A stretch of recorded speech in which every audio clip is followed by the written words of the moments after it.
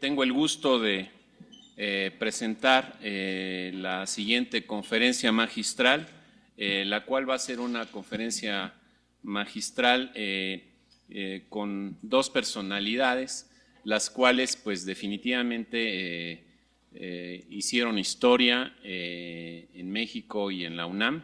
Y bueno, pues esta conferencia magistral conjunta nos hablará de Casa UNAM en el Decatlón Solar Europa 2014. Tengo al doctor Ronan Bolaños Linares, aquí a mi derecha, y más del otro lado al doctor Vicente Borja Ramírez, en donde, bueno, pues me permitiré presentarlos. El doctor Ronan Bolaños Linares es arquitecto con mención honorífica de la Facultad de Arquitectura de la UNAM en el 2001, doctor en arquitectura con mención honorífica cum laude por la Universidad Politécnica de Cataluña en el 2008, miembro del Sistema Nacional de Investigadores en categoría candidato a partir del 2016, profesor de la Facultad de Arquitectura de la UNAM con actividad desde el 2001 y de la Facultad Mexicana de Arquitectura, Diseño y Comunicación de la Universidad La Salle desde el 2010. Coordina desde el 2011, junto con la arquitecta Natalia Bo, el programa de Arquitectura, Diseño y Tecnología Experimental, es ponente del curso Introductorio a Arquitectura Generativa y Diseño Paramétrico desde el 2010 y del curso el curso Creación de cursos en modalidad a distancia y mixta con módulo desde el 2013. Participa en la Red del Patrimonio Histórico, Cultural Iberoamericano y el Solar Decatlón Europe en 2014 desde el 2012. Por otro lado, tenemos al doctor Vicente Borja Ramírez, profesor de carrera del área de Ingeniería de Diseño en la Facultad de Ingeniería de la Universidad Nacional Autónoma de México desde 1986. Profesor visitante de la Universidad de California en Berkeley, Estados Unidos, de 2007 a 2008. Ingeniero mecánico electricista y maestro en Ingeniería Mecánica por la Facultad de Ingeniería de la UNAM, obteniendo mención honorífica en ambos. Doctor por la Universidad de Loughborough del Reino Unido, distinción Universidad Nacional para Jóvenes Académicos en el área de docencia en Ciencias Exactas en el 2002 por la UNAM. Se le otorgó la Medalla al Mérito Universitario en 2012 por la UNAM. En la Facultad de Arquitectura de la UNAM ha sido secretario de posgrado e investigación, jefe del Centro de Diseño y Manufactura y secretario de la Coordinación de Investigación Aplicada y Desarrollo Tecnológico. Ha coordinado la maestría y doctorado en Ingeniería Mecánica y las carreras de Ingeniero Mecánico, Ingeniero Mecatrónico e Ingeniero Industrial. Fue coordinador del Programa Único de Especializaciones de Ingeniería de la UNAM, colaboró en la Dirección Adjunta de Modernización Tecnológica del CONACYT como subdirector de Gestión Tecnológica y como director de Vinculación. Ha participado en más de 60 proyectos de desarrollo tecnológico y de innovación de productos en colaboración con empresas, produciendo como resultados reportes técnicos, prototipos funcionales y patentes. Y aparte, bueno, pues es mi compañero desde la preparatoria del Colegio Franco Español. Entonces tenemos una gran personalidad. Nos hablarán, obviamente, en esta conferencia Casa UNAM en el Decatlón Solar Europa 2014. Les platico. En el 2014 se determina el proyecto Casa UNAM, el cual participó en una competencia más importante en el mundo sobre vivienda sustentable, el Decatlón Solar. La conferencia explicará los orígenes de esta competencia, su estructura y organización, se describirá el proyecto Casa UNAM y se hablará de su participación en el Decatlón, en el cual se obtuvo un primer lugar en la categoría de Ingeniería y Construcción. También hubo un segundo lugar en Diseño Urbano y un tercer lugar en Sustentabilidad. Y bueno, pues fue la primera vez que México participó en este evento. Hay muchos países que han participado muchos años y no han ganado nada. Y México participa por primera vez y gana un primer lugar, un segundo lugar y un tercer lugar en las 16 categorías, ¿sí? 16. 10, en las 10 categorías que se tenían, pues obviamente para premiar. Entonces, como ven, esto fue un éxito de la UNAM, un éxito de México, y para mí como universitario es de verdad algo pues que me enorgullece mucho tener aquí. Y bueno, pues bienvenidos, doctor Ronan Bolaños, doctor Vicente Borja, adelante, gracias por estar con nosotros, bienvenidos. Bueno, buenas tardes, noches a todos. Muy contento de estar aquí. Agradecemos la invitación que nos hace el ingeniero Casar para presentarles nuestra propuesta del 2014, que ha tenido una cierta continuidad. Entonces, bueno, vamos a iniciar un poco explicando los albores del decatlón, de cómo funciona. Vamos a estar a dos voces, la verdad no nos lo repartimos, me imagino que complementaremos y estaremos trabajando muy bien entre arquitectos e ingenieros como siempre lo hacemos. Ok. Pues saludo de una vez. Gracias por la invitación otra vez. Buenas noches y pues esperamos que les sea de interés la presentación. Bueno, como ya se mencionó, el decatlón solar es la competencia internacional a nivel universitario más importante que hay sobre vivienda sustentable. Esto está clarísimo. Inicia en 1997 como parte de una iniciativa de la Secretaría de Energía de Estados Unidos a través del Laboratorio Nacional de Energía, por cierto, que coordinaba un señor que se llama Richard King y que tiene la idea de salir un poco de los niveles gubernamentales y vincularse con audiencias de alguna forma. Hay una petición también formal aparentemente del gobierno y de las empresas americanas para aumentar la cantidad de venta de paneles fotovoltaicos. Este es el verdadero origen del decatlón solar, una cuestión muy curiosa. Entonces empezaron a pensar cómo iba a ser esta iniciativa, cómo podrían vincularse con empresas, con entidades académicas para que hubiera mayor fortaleza, para que hubiera un público que supiera sobre estos temas y finalmente decantara en poder vender más paneles. Entonces, el evento se formaliza y arranca la primera edición en 2012 en Washington, en el mall, el corredor que va del Memorial de Washington al Capitolio. Y por supuesto, al ser un terreno casi sagrado, pues había una serie de limitantes que se empezaron a imponer. Las primeras limitantes eran no perforar, no se podía, o sea, digamos que todas las casas tenían que ser superficiales, no podrías tener instalaciones subterráneas, y había una serie de condiciones también que tenían que ver con el armado, de cómo podrían acercarse los camiones, etc. La segunda edición se repitió 3 años después, fue la única vez que se brincó 3 años, en 2005, y hubo otra edición en 2007, una nuevamente en 2009, y en 2009 participa el primer equipo internacional que se compone de miembros de la Universidad Politécnica de Madrid. Admiten el primer equipo internacional. A este entonces ya había evolucionado la política, no era solo de paneles fotovoltaicos, las universidades ya estaban consolidadas, ya entendían de este tema, y había varias que habían repetido, como la Universidad de Virginia, la Universidad de Washington mismo, y entendían que en realidad lo que se estaba tratando era de una serie de elementos sustentables que tenían que incorporarse en una casa y que sobre todo fuera sustentable o autosustentable, digamos, hasta cierto punto. A nivel eléctrico, estaba limitado sobre todo en temas eléctricos, perdón, y los temas hidrosanitarios estaban un poco de lado hasta este entonces. Las reglas han evolucionado. Si se dan cuenta, los tipos de casa también. En un principio se trabajó mucho con las casas suburbanas, porque era uno de los públicos a los que se dirigía este velo, esta seducción fotovoltaica, por decirlo de alguna forma. Entonces fueron evolucionando las reglas, se volvieron más interesantes. Existía una categoría que se llamaba Commercial Appeal, o sea, qué tan atractivo podría ser para las empresas para producir este tipo de viviendas sustentables y cómo se podrían comercializar. Entonces aparece, gracias al equipo de Madrid, aparece la segunda edición de Decatlón Solar, que es el Solar Decathlon Europe, y aparece por primera vez en Madrid, En 2010, y por supuesto el equipo que había participado se vuelve el equipo que administra el Decatlón Solar Europeo y como verán tiene bastante éxito.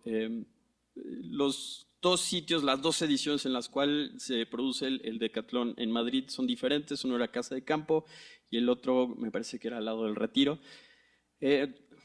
Tiene ocasión otra edición en Estados Unidos, ahora ya traslapada con la europea, 2010 Europa, 2011 Estados Unidos, digamos alternada mejor. Y si se dan cuenta, las casas empiezan a evolucionar, empieza a haber mayor libertad en cómo se presentan. Y bueno, una cosa importantísima que no mencioné, Decatlón Solar se llama porque consiste en evaluar 10 pruebas, por eso Decatlón evidentemente, y según nos dice Richard King fue una idea que tuvo su esposa, no él. O sea, no fue él quien la tuvo. Entonces lo convenció de que fuera un decatlón y se volvió más atractivo para los equipos universitarios con esto, ¿no? Entonces, en cada una de las ediciones se forma una villa solar donde se incorporan 20, o siempre se parcela para 20 equipos. Creo que en realidad nuestra edición es la única en la que han participado 20 equipos. Siempre se quedan equipos en el camino porque significa pues una monstruosidad de trabajos y de condiciones y de planteamientos y de requisitos. ¿Por qué? Porque no es un cliente el que tenemos para elaborar la casa, la tenemos que hacer a partir de aire, ¿no? O sea, cuando arrancas en el Decatlón Solar no tienes recursos salvo un poquito que te da la organización, que es una base, lo demás hay que conseguirlo con patrocinios y lo que se vende es aire, ¿no? Y bueno, pues hay que establecer una serie de promesas y a ver cómo se va formulando. Entonces, así operan todos los equipos por primera vez. Prácticamente todos los equipos que han ganado son equipos, excepto en la primera edición, son equipos que ya habían participado en otras ediciones.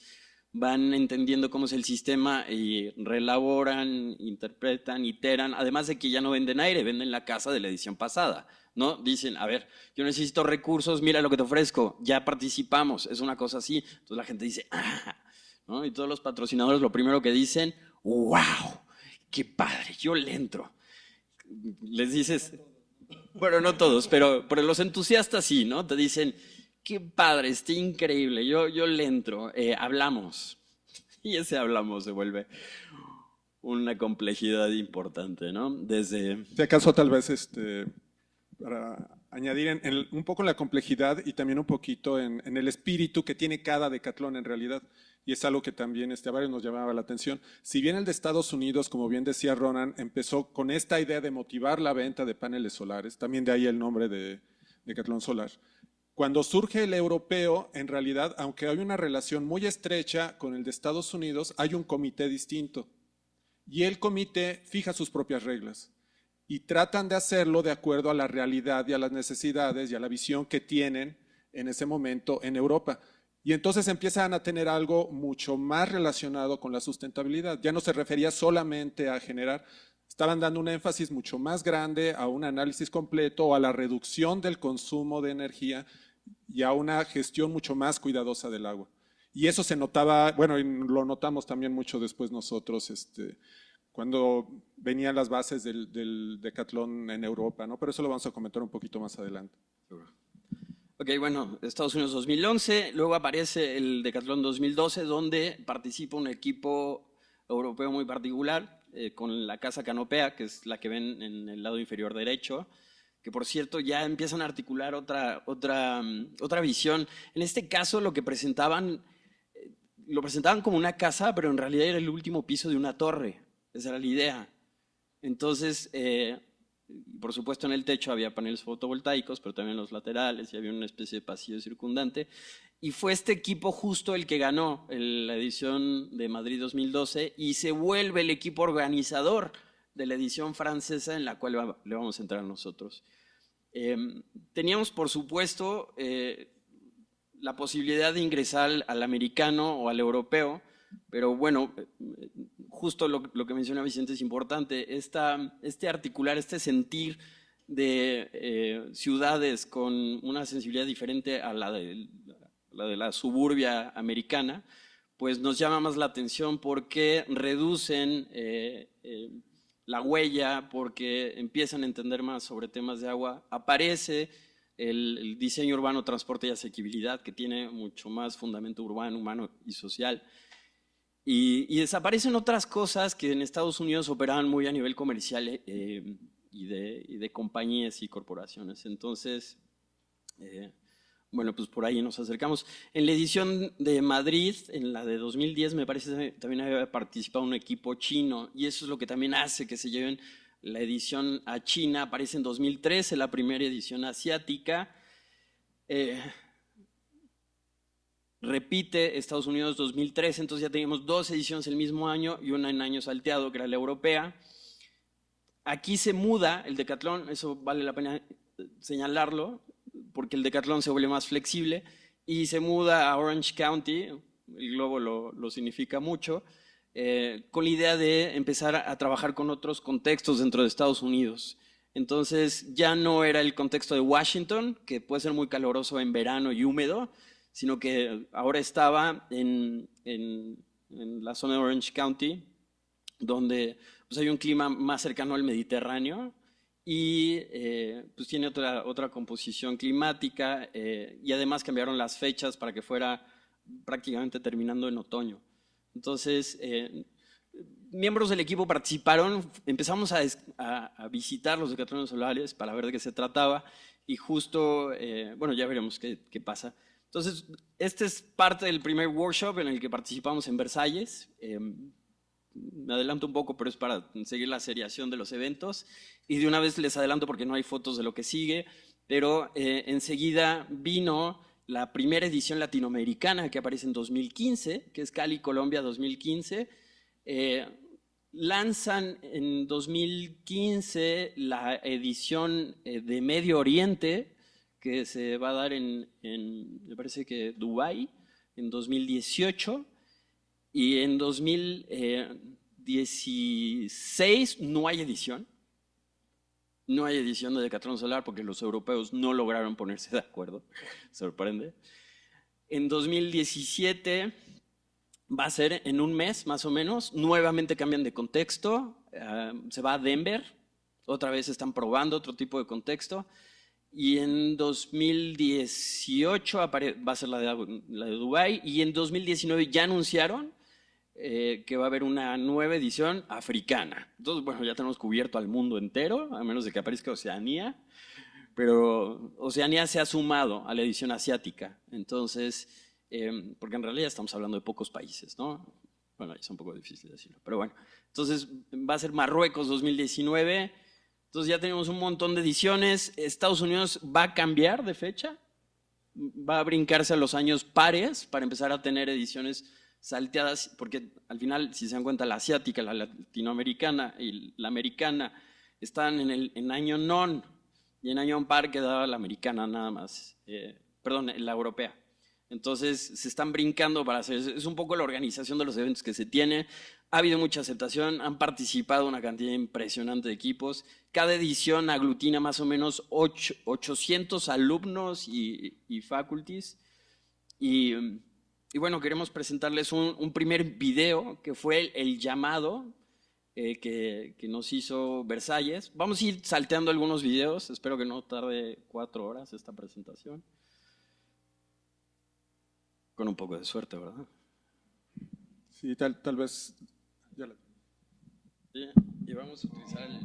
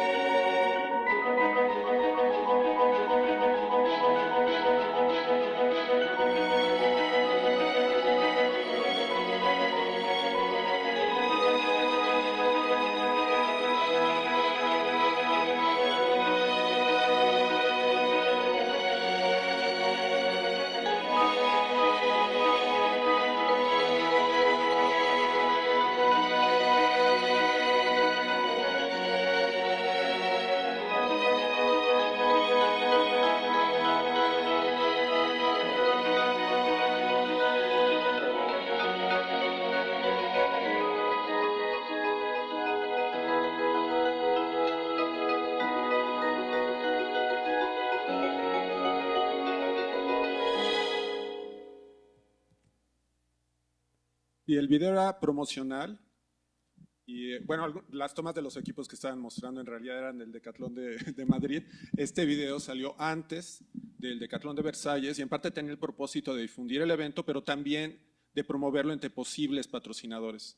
Entonces, es un evento en realidad enorme, muy grande, se habrán dado cuenta, no solamente lo de las casas, ¿no? O sea, la villa realmente se construye. Se tiene que preparar el terreno, se tiene que proveer a las casas de instalaciones. Hay una gran cantidad de gentes que se mueve, el comité organizador en sí mismo también es bastante complejo en cada uno de los decatlones. Y al final, aunque decíamos un poco, digamos que atrás de las cortinas la finalidad del decatlón original era esto de los paneles solares, en realidad el espíritu que llamó mucho a la comunidad de las universidades era realmente el objetivo de despertar la conciencia de la sustentabilidad en los jóvenes, en los estudiantes, en las universidades, y traer soluciones creativas para tratar de resolver los problemas y tratar de plantear el futuro, ¿no? Pensando en todo el contexto que estamos viviendo con la problemática de la contaminación, escasez de recursos, etcétera, etcétera, etcétera. Entonces, en realidad, muchos de los que participamos, de los académicos, de los alumnos, eso es lo que nos llamó la atención. Y es lo que motivó en parte la participación también de la UNAM, aunque esa en realidad te la sabes mejor tú que yo. Bueno, sí, en efecto, se convirtió en una nueva forma de, digamos, de egreso de los alumnos. Aquellos alumnos que participaron con nosotros participaron aprendiendo muchísimo. Muchos de ellos ahora han hecho maestrías o se dedican al ramo, cuando si no hubieran estado con nosotros en el final de la carrera, a lo mejor estarían dedicándose a otra cosa. Sí, en principio, esto siempre lo cuento, la idea surgió de un alumno, no surgió de la academia ni fue una preocupación legal, sino era un alumno que era un alumno muy destacado de la facultad y se acerca para decir, oye, yo quiero acabar la carrera de forma interesante, algo potente. Me presentó el concurso, dije, Dios, caray, en lo que nos metemos, qué complicado, pero vamos a entrarle. Entonces empezamos a armar el equipo, nos acercamos inmediatamente con Vicente en ingeniería y empezamos a armarlo con otros asesores y otras entidades. Sumamos cerca de 20 entidades dentro de la universidad. Dijimos, vamos a hacer que el equipo sea solo UNAM porque pensamos que tendríamos todas las capacidades de forma interna. Luego nos dimos cuenta que no, pero bueno, porque les pongo un ejemplo muy claro. La carrera de mercadotecnia no existe en la universidad y sí la necesitamos. Entonces, pese a que sí ven asignaturas, sí ven cuestiones de mercadotecnia en la universidad, en algunas carreras no era suficiente. Entonces bueno, sí hubo ausencias, pero sí decíamos que era nuestra fortaleza, porque la única participación latinoamericana que había habido en el Decatlón Solar había sido en 2012, me parece, y había sido un equipo brasileño conformado por 5 universidades, liderado por la Universidad de Sao Paulo. Entonces, como dice Vicente, esta competencia se había vuelto una especie de competencia universitaria pro sustentabilidad, pro planeta, se había vuelto la Olimpiada de la sustentabilidad. Provocaba un espíritu olímpico donde prácticamente todos se apoyan, todos comparten. Esto es una cuestión muy importante del Decatlón Solar. Ofrece que todos los planos de todas las casas están abiertos en internet. Los proyectos ejecutivos al completo, los manuales de las casas, ustedes los pueden consultar. Se han vuelto una buena base de consulta, pese a que son productos estudiantiles, son asesorados por expertos. Entonces, nosotros tuvimos un montón de asesores. El doctor David Morillón también estuvo en algún momento asesorando el proyecto. En fin. Lo van a ver ahorita con los temas de las 10 competencias, pero en realidad es un concurso multidisciplinario. Entonces, sí, lo que nos pasaba a varios, bueno, como ingeniero decían, el Decatlón Solar es una competencia de casas. Todo el mundo dice, pues arquitectos, ¿no?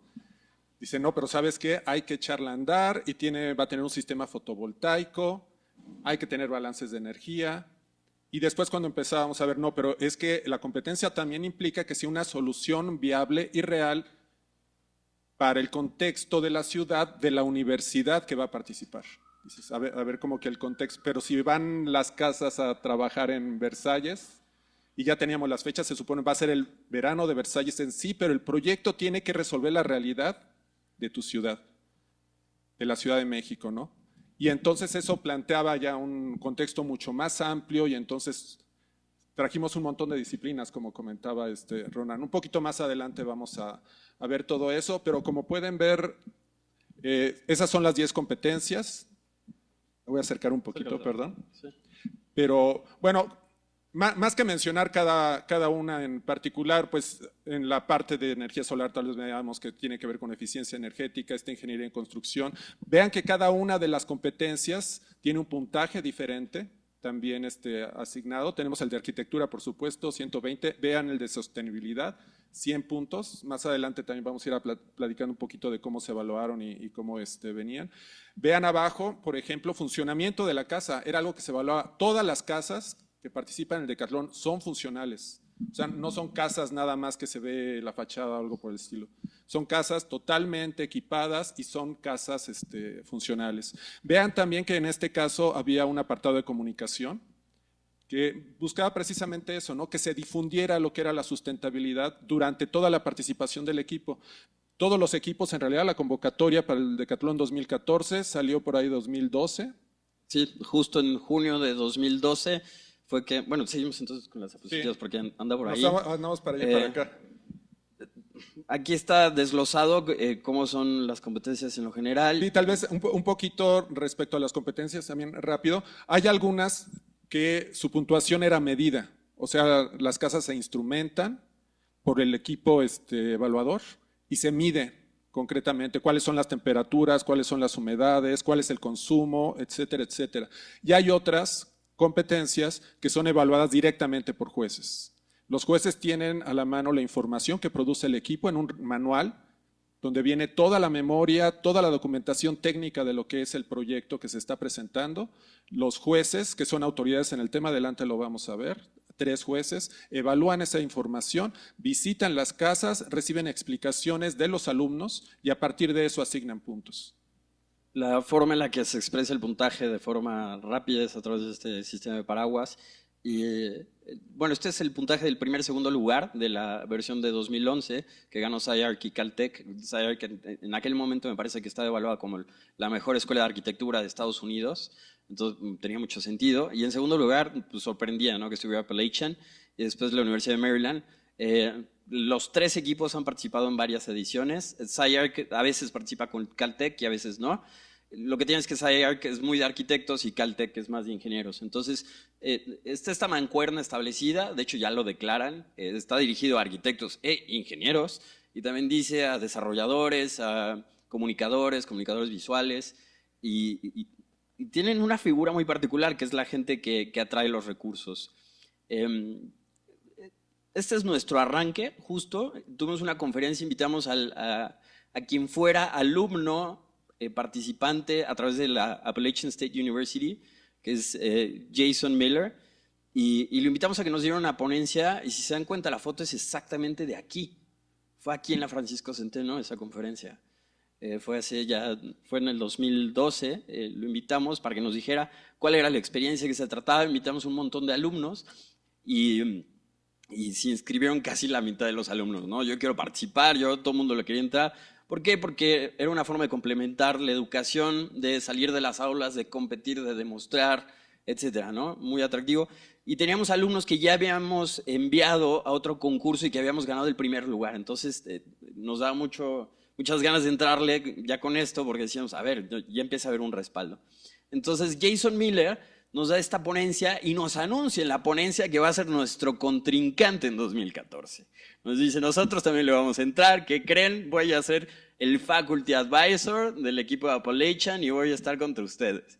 Pero nos escribió todo lo de Homestead, que era su primera casa, de qué se trató, cómo fue, etc. Y ahí está el modelo, el mock-up que tenían, el trabajo preliminar que habían hecho en sus talleres del lado izquierdo. Entonces, bueno, se juntó el primer equipo en la época del arquitecto Tamés. Ya estábamos integrados. Los globos significan que provienen de diferentes licenciaturas. Entonces ya estaban ingenieros, estaban arquitectos, había comunicadores visuales y teníamos un diseñador industrial a este punto. Y empezamos en tal vez el aula más pequeña de toda la facultad. Como verán, tuvimos que sacar el ojo de pescado para que salieran. Y empezamos también a trabajar con expertos, los invitábamos, establecimos una especie de seminario permanente. Se trabajó el primer entregable, fue un trabajo muy completo, los alumnos estuvieron muy dedicados haciéndolo.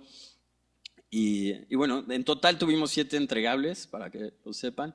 Empezamos con una declaración también, un discurso urbano de cómo se situaba en la Ciudad de México, que era muy importante y vamos a ver. Entonces, bueno, 65 países enviaron postulación al Decatlón Solar en esa edición. Se aceptaron 20 propuestas y por primera vez participaba México. Nos aceptaron la propuesta. No era la primera vez que lo intentaba México, ojo. Ya lo había intentado México. El TEC de Monterrey había querido entrar al Decatlón de Madrid y no pudo. No lo aceptaron. Entonces la UNAM pues estaba sacando pecho, a mucho orgullo. Ay, perdón. Y lo que se volvía muy interesante, y por eso dijimos solo la UNAM, ¿no? Un poco egoísta si quieren, pero bueno. Lo que fue muy interesante es que vean los países con los que estábamos, ¿no? Era como el G8 y el G20 combinado. O sea, era una cosa complicada. Suiza, España, Japón, Francia, Dinamarca, India, Chile con Francia, Francia con Estados Unidos, Chile con vainilla, Alemania, Rumanía, había un equipo anglo-alemán, Holanda, otra vez Alemania, Costa Rica. Francia, Italia, Tailandia, otra vez España, Taiwán, nosotros, y por primera vez que se les ocurre una cosa que les funcionó de maravilla y nos presionó todo el Decatlón. Tal vez ha sido la edición más presionada que ha habido. Quisieron incluir 7 equipos de reserva.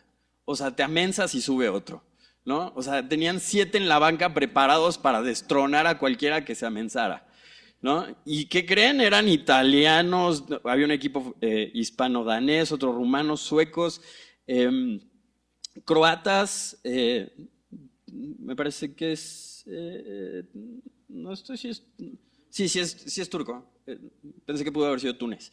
Y el último era de Emiratos Árabes Unidos, o sea, teníamos ahí la presión potente. No han repetido esto, nada más fue esa edición. Y ha sido la edición más internacional que ha existido en el Decatlón. Nunca ha habido de 16 países diferentes.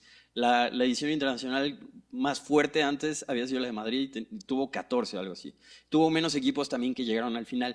En esta edición llegamos los 20. Nunca quisimos que nos destronaran. Y no solo eso, llegaron también a participar en la villa. 2 de los equipos que estaban en reserva les dieron chance de ser equipos de exhibición, no recibieron un centavo. Y montaron su casa. Hubo 22 casas montadas en la villa francesa. La más que ha tenido, o sea, el segundo lugar ha tenido 18 casas. Nosotros tuvimos 22. Entonces, pues para que vayan viendo la magnitud. Este es el diagrama que nos dieron ya que acabamos de elegir los terrenos. En los talleres nos presentaron los terrenos. Estos son unos terrenos pantanosos que había al sur de los jardines desarrollados de Versalles. Esto lo hacen un poco también como las Olimpiadas. Lo desarrollan, ya que se va a la villa, pues lo utilizan para otra cosa, ¿no? Y bueno, pues tuvimos la oportunidad, fuimos como el 6º lugar en elegir el terreno y pensamos, pues de acuerdo a las calles, por dónde sería mejor. Luego resultó que estábamos al final del terreno, no lo vimos muy bien. Todo ha sido súper emocionante, o sea, nos decían con un mes de antelación y 3 recordatorios antes. A las 6 de la mañana de tal día les vamos a llamar. Ustedes son el número 3, tienen que estar pensando. Ahí estamos con el teléfono, ¿no? Que haya señales CU, que haya señal, por Dios, ¿no? Entonces nos llamaron, ya dijimos, no, ya lo escogió, no sé qué, no, ya, ok. Y bueno, fue el que nos quedamos. No sé si ya lo vieron, está del lado izquierdo, pero resultó que la avenida principal estaba del lado derecho, ¿no? Cuando pensamos que iba a ser el camino principal, en fin. El equipo creció, se incorporaron otras disciplinas, ya fuimos a hablar con todos los directores que pudimos, eventualmente hablamos con el doctor Narro, una de las alumnas de ingeniería, que era la líder de ingeniería, incluso logró convencerlo de que nos diera también recursos, una historia bastante... Y yo creo que algo importante, y aprovechando lo de la foto, es que las autoridades nos dieron un gran apoyo desde el principio. El director de arquitectura en su momento, los directores de ingeniería y de varias de las otras escuelas, a pesar de que era un proyecto muy ambicioso, como yo creo que al principio, como que varios lo pensábamos, ¿no? Porque inclusive como académicos, veíamos el tamaño. Yo, de hecho, cuando me lo presentaron, decían, oye, vamos a hacer un concurso de casas de Decatlón Solar. Y dices, bueno, sí. Hay uno en Estados Unidos y otro en Europa. Dice, pues vamos al de Estados Unidos, ¿no? Está más cerca. Dice, no, pues es en Europa. ¿Y en qué consiste? No, pues hay que hacer un proyecto, hay que diseñar una casa, hay que llevarse todos los materiales, hay que levantar la casa, hay que exhibir la casa, hay que recoger todo y hay que traérselo de regreso. Nada sustentable, por cierto, pero bueno. Y hasta Europa, pues vamos a Estados Unidos, ¿no? Y precisamente como comentábamos antes, decían, no, es que las bases pensamos que son mejores las de Europa, el espíritu del decatlón, de la competencia, las competencias, las bases, todo eso se hace que realmente veamos más afín a nosotros el de Europa que el de Estados Unidos. Le planteamos el proyecto a las autoridades, le planteábamos el proyecto a más alumnos para traerlos y todo el mundo quedó muy convencido. Y a partir, como decía Ronan, de aire, en realidad mucho del esfuerzo de los alumnos, nosotros como profesores, tratando de aceitar, de apoyar, de asesorar, pero se fue haciendo el proyecto, primero en un salón, después buscando patrocinadores, cumpliendo con todos los cada entregable era realmente muy demandante, el comité organizador era muy minucioso en las revisiones y también muy minucioso en el detalle de la información, porque al final ya era parte de la competencia. En realidad la competencia empezó en 2012, cuando primero fuimos de los 20 seleccionados, pero después prácticamente en cada entregable sabíamos que éramos monitoreados, porque había los otros equipos que estaban ahí también. Entonces, en cuanto no se cumpliera un entregable, sabíamos que existía el riesgo de que nos dijeran, ¿sabes qué? No estás cumpliendo o no vas al ritmo. Y nosotros también sabíamos que era algo interno. Si no vamos a ese ritmo y no vamos cumpliendo, no vamos a llegar al 2014 como se necesita. Entonces, el apoyo, el entusiasmo de los alumnos en particular realmente fue lo que consiguió que se pudiera hacer realidad el proyecto completo. Otra cuestión importante que hay que señalar es que a los patrocinadores a lo mejor les hubiera traído más la edición americana, porque desde su perspectiva es dónde puedo vender más productos, ¿no? Entonces el mercado de Estados Unidos les es más atractivo porque es más fácil de vincular, y el europeo y en Francia pues es mucho más complicado, ¿no? Entonces pues no solo vendíamos aire, sino vendíamos aire turbio, aire complejo.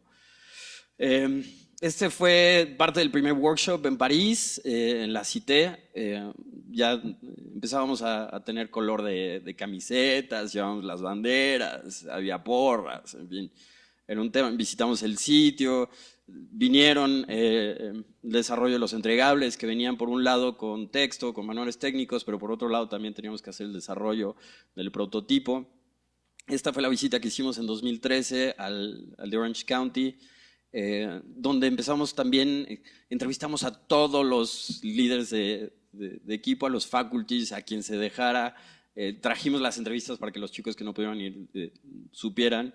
El equipo que está acá, que era el equipo checo, nos abrió las puertas, bueno, todos te abrían las puertas, aquí sí, literal, pero digo, nos dieron información de todo, nivel técnico, etcétera, ¿no? De alguna forma fueron nuestros segundos padrinos, se puede decir, porque nos dieron tips y al tiempo que, o sea, los estuvimos visitando cada día, ¿no? Pobres, o sea, los trajimos asolados y al tiempo que los visitábamos estaban en competencia ellos, ¿no? Entonces de repente les decían, ay, es que tenemos un problema en el banco técnico, tenemos que reconectar, no sé qué, ya vienen los jueces y ya nos bajaron puntos por esto, no sé qué, ¿no? Entonces, la verdad es que se vuelve una cosa muy emocionante, no solo de, es sustentable, pues sí, adobes, y, ¿no? Que yo pues siempre me había acercado por ese lado, que lo veía como por el lado poético, pero hasta casposo de la arquitectura, ¿no? Viejo, añejo, decía, pues sí hay que hacerlo, pero pues hay que encontrar una forma más divertida, actual, etcétera. Y bueno, el Decatlón justo es una ventana hacia diferentes visiones de sustentabilidad, algunas válidas, algunas cuestionables, pero todos buscando empujar de alguna forma más interesante y con ideas frescas, porque como decimos, en realidad el proyecto es diseñado y construido por alumnos. Nosotros acompañamos, asesoramos, pues a veces regañamos también, a veces nos regañaban los directores, pero bueno, ahí estamos. Entonces empezó esta vinculación comercial, nos dieron un espacio en Exposiac, teníamos ya un patrocinador de una estructura tridimensional que queríamos llevar, dijimos, a ver, pues Eberto Castillo, la tridilosa, tal, ¿no? O sea, es la aportación mexicana, etcétera. Y justo de Exposiac sucedió una cosa muy curiosa. El stand que estaba enfrente era de otro patrocinador o de otra compañía de estructura tridimensional. Y por tener el stand enfrente se acercaron con nosotros y nos ofrecieron una mejor, mayor y rápida respuesta sobre la estructura y se volvieron nuestros patrocinadores estrella, ¿no? Entonces, en realidad, el chiste, pues ahora sí, hay que estar, soñar, vivir y todo el tiempo con esto para que tenga, pues para que vaya saliendo. Luego, les digo, empezamos a tener participaciones gubernamentales y demás. Fonatur fue el primero en aportar líquido para que nos pudiéramos presentar en Green Solutions en Morelos. Y ahí presentamos una maqueta 1 a 1 de lo que podría ser el proyecto. Fue el primer acercamiento ya real de la gente. Se empezaron a interesar. Nos permitió atraer a algunos patrocinadores también. Tuvimos el segundo workshop donde ya participó un equipo incrementado. Fuimos como 20 más o menos, ¿no? El segundo workshop. Buscábamos y arañábamos todo. Fuimos a entrevistarnos con la Escuela de Paisaje de Versalles para ver si podían ayudarnos con las plantas, porque queríamos plantas mexicanas, pero si tú piensas en plantas mexicanas en Francia, son plantas exóticas, ¿no? Entonces no puedes poner ni tomates, ni nopales, ¿no? O sea, porque todas se vuelven exóticas en Francia. Entonces queríamos ver con ellos, nos abrieron las puertas, nos dijeron sí, no sé qué, luego no nos volvieron a hablar, pero bueno. Es que es esto, ¿no? O sea, tocas todas las puertas, te abren 3 y en 2 te invitan a pasar y en 1 te ofrecen café. O sea, es un poco así, ¿no? O sea, es muy complicado. Fue una labor titánica que hizo el equipo en general. Yo, por suerte, no estuve tanto en los patrocinios. Estuve más con la vinculación diplomática, académica, etcétera. Entonces, nada más para comentar también lo del taller y en parte lo del avance y por qué ese número de personas. De hecho, yo no había asistido al taller anterior. Fuimos a y dijimos, no, pues en Versalles, íbamos a París. O sea, era del hotel al taller y era encerrona. Todos los días estuvimos encerrados todo el tiempo. El comité organizador nos describió otra vez todas las reglas, para ir detalle por detalle para asegurarse que todos los equipos entendiéramos de qué se estaba tratando, cómo iba a ser la instalación, cómo estaban los terrenos. Nos llevaron a ver el terreno, nos llevaron a ver los lotes donde iban a ser las casas y después hubo pláticas particulares con la mayoría de los comités técnicos de allá, tratando de ayudar a los equipos y de entender cómo los equipos estaban resolviendo problemas críticos. En concreto, uno del que me acuerdo mucho es del eléctrico. Entre nosotros, bueno, había otros, pero bueno, el eléctrico. Nosotros teníamos el debate, decíamos, bueno, es una casa solar, pero había que ver qué estrategias íbamos a tener, si llevábamos baterías, si íbamos a usar capacitores, si nos conectábamos directo a la red. Y pues prácticamente decíamos, ¿saben qué? Pues es que en México, y más con los costos, pues lo que nos conviene es conectarnos a la red, poner nuestros paneles, tomar de día, el saldo a favor lo mandamos, y en la noche tomamos de la red y salimos con balance positivo. Entonces nos queremos conectar a la red y dice, pues está bien. ¿Y qué voltaje quieren? Pues queremos 120 a 60. Y nos dijeron, pues estamos en Europa, ya acá es 220 a 50. Y dijimos, bueno, ¿y que no hay otro equipo? Y resulta que no había otro equipo. Los otros americanos estaban también en 120, 50. Entonces, desde ahí tuvimos que decidir y los organizadores nos ayudaron muy bien. Decían, a ver, casi nos decían, mira, no problema, ¿qué necesitas? Tú dinos qué necesitas y vemos cómo le hacemos. Ya llevábamos por ahí, decíamos ahí después el campeón que nos ayudó mucho del Instituto de Energías Renovables, ingeniero eléctrico que echó a andar todo. O sea, las discusiones de los comités técnicos eran de alto nivel. O sea, allá estábamos con los ingenieros franceses y los chavos del equipo estaban al nivel porque habían leído todas las reglas, habían estudiado todas las soluciones y realmente se estaban resolviendo los problemas reales. Y también se estaba formando una comunidad muy interesante porque todos queríamos que todas las casas funcionaran y el comité organizador quería que todos los proyectos salieran lo mejor posible. Sí había siempre una pregunta clara del comité organizador, ¿cómo van? ¿Van a llegar o no van a llegar?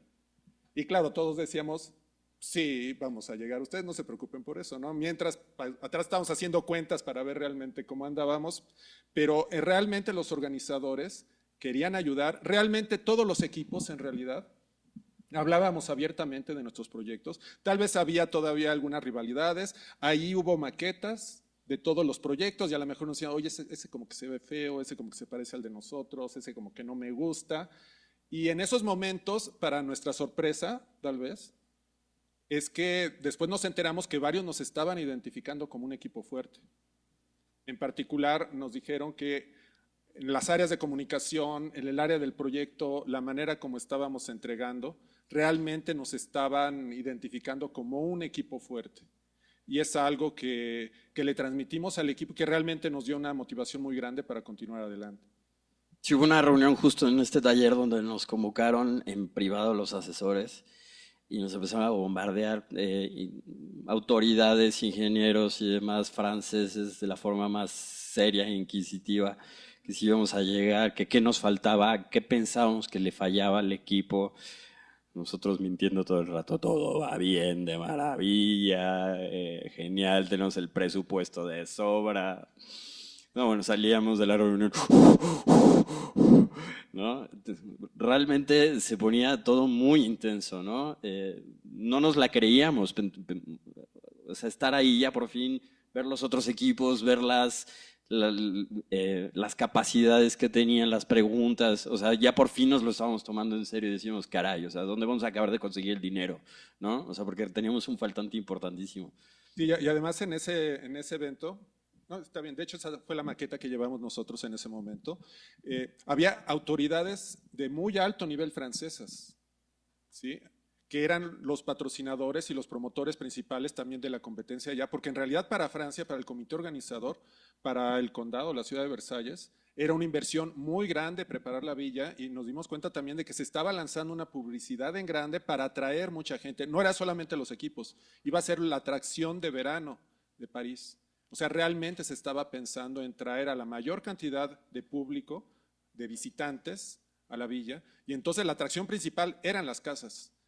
Y además tenían que ganarle a Madrid, por supuesto, ¿no? O sea, si Madrid pudo 200,000, nosotros más, ¿no? Muy francés, por supuesto.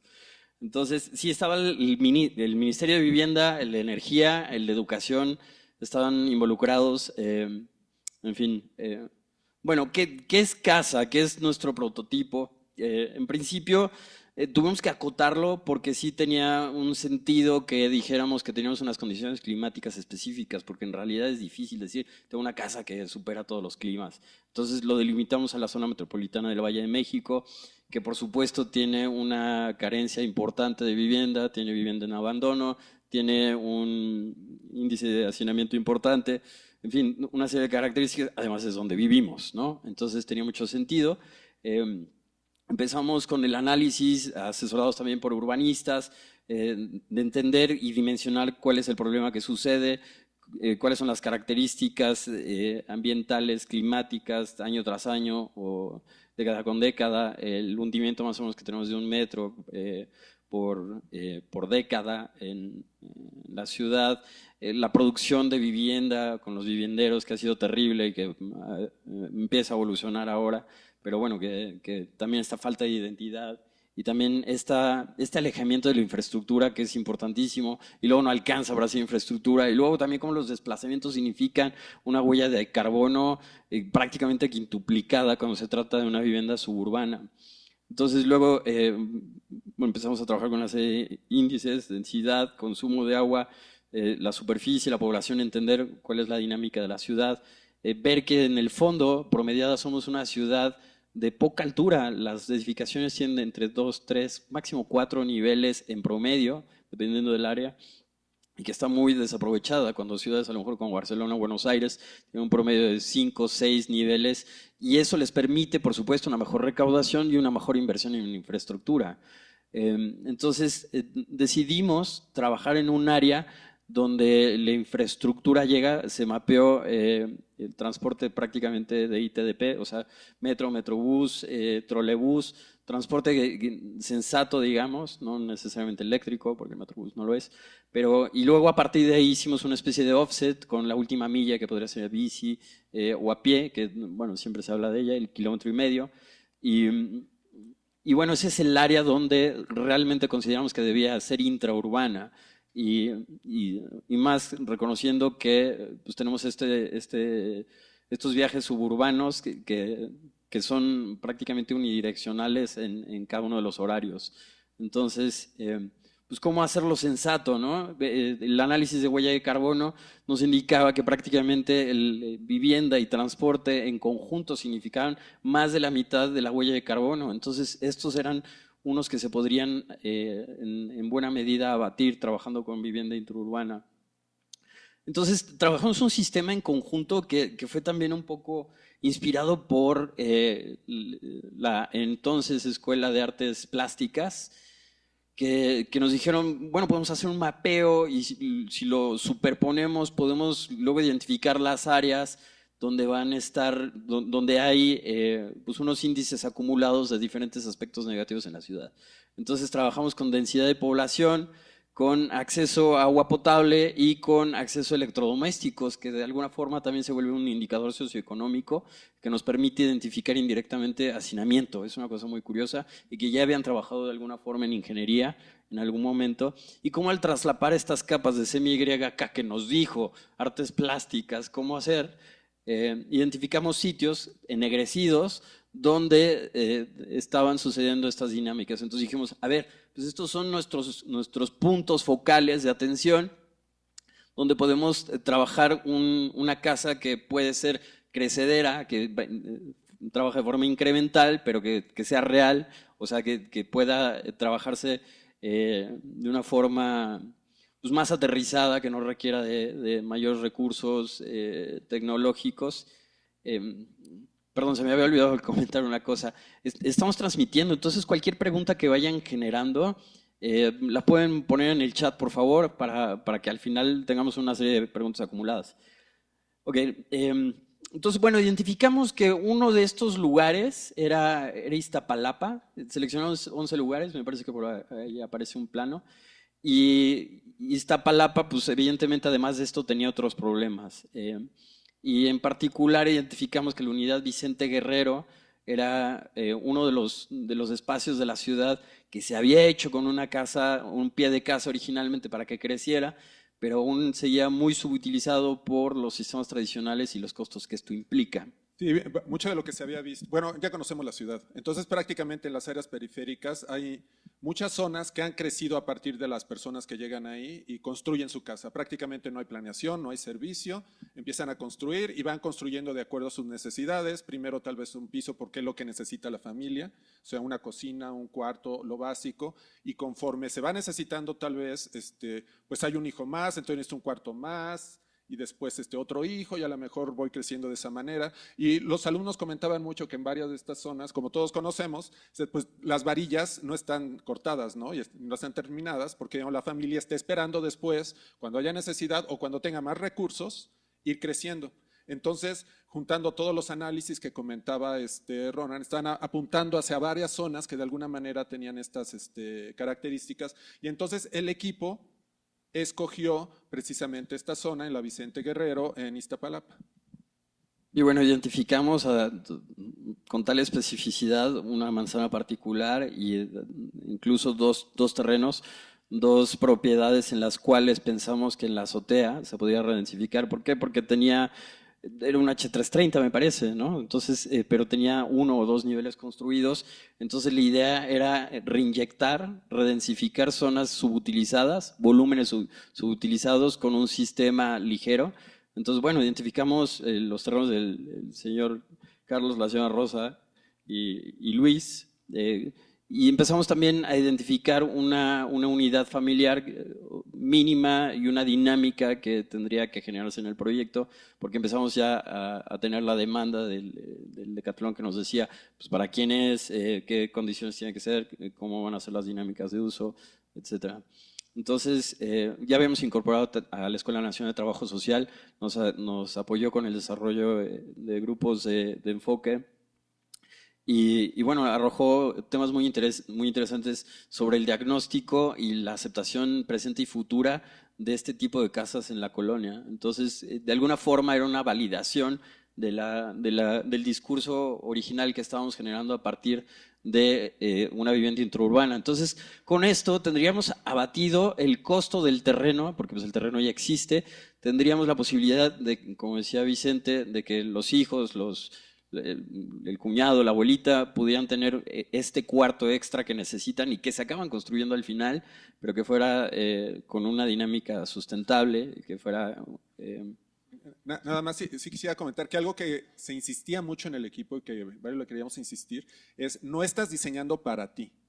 O sea, no es la casa sustentable como tú la piensas. Estás diseñando para la Vicente Guerrero y estás diseñando para esos habitantes. Y como les comentaba Rona, ¿no? Inclusive el equipo escogió qué cuadra, se escogieron qué casas, ahorita más adelante lo vamos a ver. Y es para ellos, no es para ti. Entonces tienes que diseñar realmente para otra persona. Y eso a varios como que sí les movía, hay varias disciplinas, yo siempre les digo en todas, estamos acostumbrados a diseñar para nosotros. No, esta sí es para él y como vimos en las imágenes, realmente el equipo, guiado por la gente de trabajo social, fue a hacer las entrevistas y fue a conocer a la gente y fue a conocer a los espacios y se empezó a plantear un poquito como este contexto del concepto, ¿no? Como comentaba Ronan. Es decir, ya tenemos como un layer, como una capa de la estructura actual. Dicen, bueno, sobre esa, entonces hay que aprovecharla y vamos a añadir la capa como tecnológica, como la metaestructura que va a traer esas nuevas tecnologías que nos van a permitir la generación de la energía, la captación del agua, el mejor aprovechamiento de los espacios. Y así también vamos a aprovechar la infraestructura de transporte, la hidráulica, la sanitaria, que ya está en la ciudad. Entonces, bueno, la idea, prácticamente esta es la idea, ¿no? Empezar con una unidad básica que puede ser incremental y acumulativa, una especie de módulo, de tal suerte que también estábamos abandonando un poco la idea de casa, sino que, súper curioso para nuestro nombre, pero bueno, sino que más bien estábamos buscando implementar un sistema constructivo modular que pudiera, a modo de Lego, si quieren, interconectarse y servir de diferentes formas a diferentes necesidades, porque una necesidad prácticamente nunca se repite entre familia y familia, ¿no? O sea, las necesidades espaciales son diferentes. Y también incorporamos una dinámica que por ahí apareció, que aprendimos y la asimilamos, que era el hecho de que compartían electrodomésticos diferentes vecinos. Entonces tenían capacidad, o sea, con menor capacidad económica individual, en lo colectivo podían hacerse de un mejor electrodoméstico y le daban un uso más continuo, porque al final la lavadora, que es el caso, pues no lo usamos todo el tiempo todos, ¿no? Entonces, con esto se aprovechaba mejor el electrodoméstico, era de una mayor gama, con mayores capacidades y un menor consumo, porque al final los que tienen A y A+, suelen ser un poco más costosos, ¿no? Entonces... Sí, algo se comentaba, porque también con algo de estos espacios se decía, oye, ¿qué tal si en la zona de arriba, donde tenemos las azoteas, podemos hacer áreas comunes? Por ejemplo, el cuarto de lavado. Y entonces podemos compartir equipo y podemos compartir espacios. Y varios decían, oye, pero es que en México no hacemos eso. Pero el equipo, al hacer las entrevistas y las visitas, decía, es que las necesidades y la oportunidad están haciendo que se dé. Nos comentaban un caso en el que decían, es que falta mucho el agua. Y entonces resulta que a veces vecinos sí se ponen de acuerdo para poner juntos una cisterna o un tinaco ahí y después acumular ahí el agua y después repartírsela, ¿no? Y entonces compartían la inversión y después compartían los beneficios. Entonces ya se está dando. Entonces, bueno, pues también era importante proveer de un sistema ligero, porque nos íbamos a poner sobre un sistema constructivo que no sabemos cómo fue armado. Entonces, para que no hubiera mayor problema, adoptamos esta estrategia. Luego decíamos que fuera accesible, que de alguna forma se pudiera construir por una o dos personas, o sea, que la comunidad misma pudiera armar. También iba de la mano pensando en que pudieras ir a comprar los materiales o un kit de armado X a una tienda, no sé, piénsenlo como Home Depot, pero podría ser otra tienda, puede ser Construrama o algo así, y lo llevas a tu casa y ensamblas una parte de tu estudio, ¿no? Entonces dices, qué padre, ¿no? El domingo voy a hacer la otra mitad de mi estudio, ¿no? Entonces, bueno, también se acercaba pues, en la pirámide de Maslow a la autorrealización. Estábamos de la mano con lo que decía el concurso, de trabajar con todo libre y abierto, que todo el mundo lo conociera, lo supiera, no había secretos prácticamente. Todo el equipo trabajaba, colaboraba, se sensibilizaba, hicimos una serie de workshops que empezamos a fraguar en el MUCA, Para ir cerrando también, porque pues, si ustedes juntan a 20 personas y les dan ideas, y más que muchos son arquitectos, pues a lo mejor están siempre en la nube, ¿no? Entonces fue para ir decantando las ideas y las decisiones. Entonces, se consideraron una serie de estrategias, no necesariamente la vivienda tenía que estar en una azotea, pero era una de las opciones, sino redensificar estos espacios subutilizados, podría ser directamente en planta baja, espacios residuales, etcétera.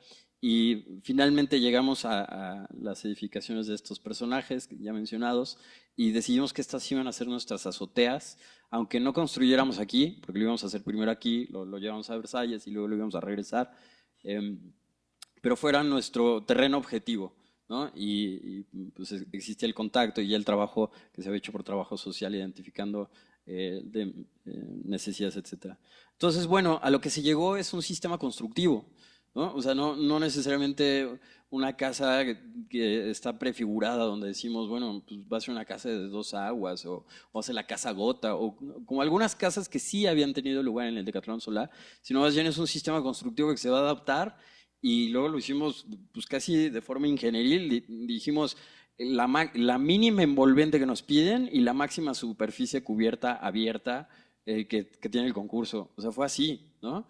Y conforme a las necesidades parciales del sector y que se ha identificado con estos 2 terrenos. Sí, en realidad el nombre casa, el equipo lo escogió porque decían que querían que algo fuera muy como autóctono, muy natural de México, que se pudiera pronunciar de una manera muy fácil en cualquier idioma y que pues de alguna manera nos identificara, ¿no? Entonces por eso le pusieron casa, pero en realidad el proyecto casa no es una casa, es un sistema modular. Entonces, bueno, ahí tenemos paso a paso, ¿no? Como están los paneles fotovoltaicos, por debajo la estructura tridimensional. Luego teníamos una captación pluvial a través de unos textiles periféricos que operaban de forma como si fueran capas. Como no teníamos claro en muchos casos cuál era la actuación térmica, acústica, etcétera, en Versalles, dijimos, bueno, pues vamos a tener diferentes capas para nosotros poder modular cómo se va a temperar, cómo se va a tamizar estas condiciones.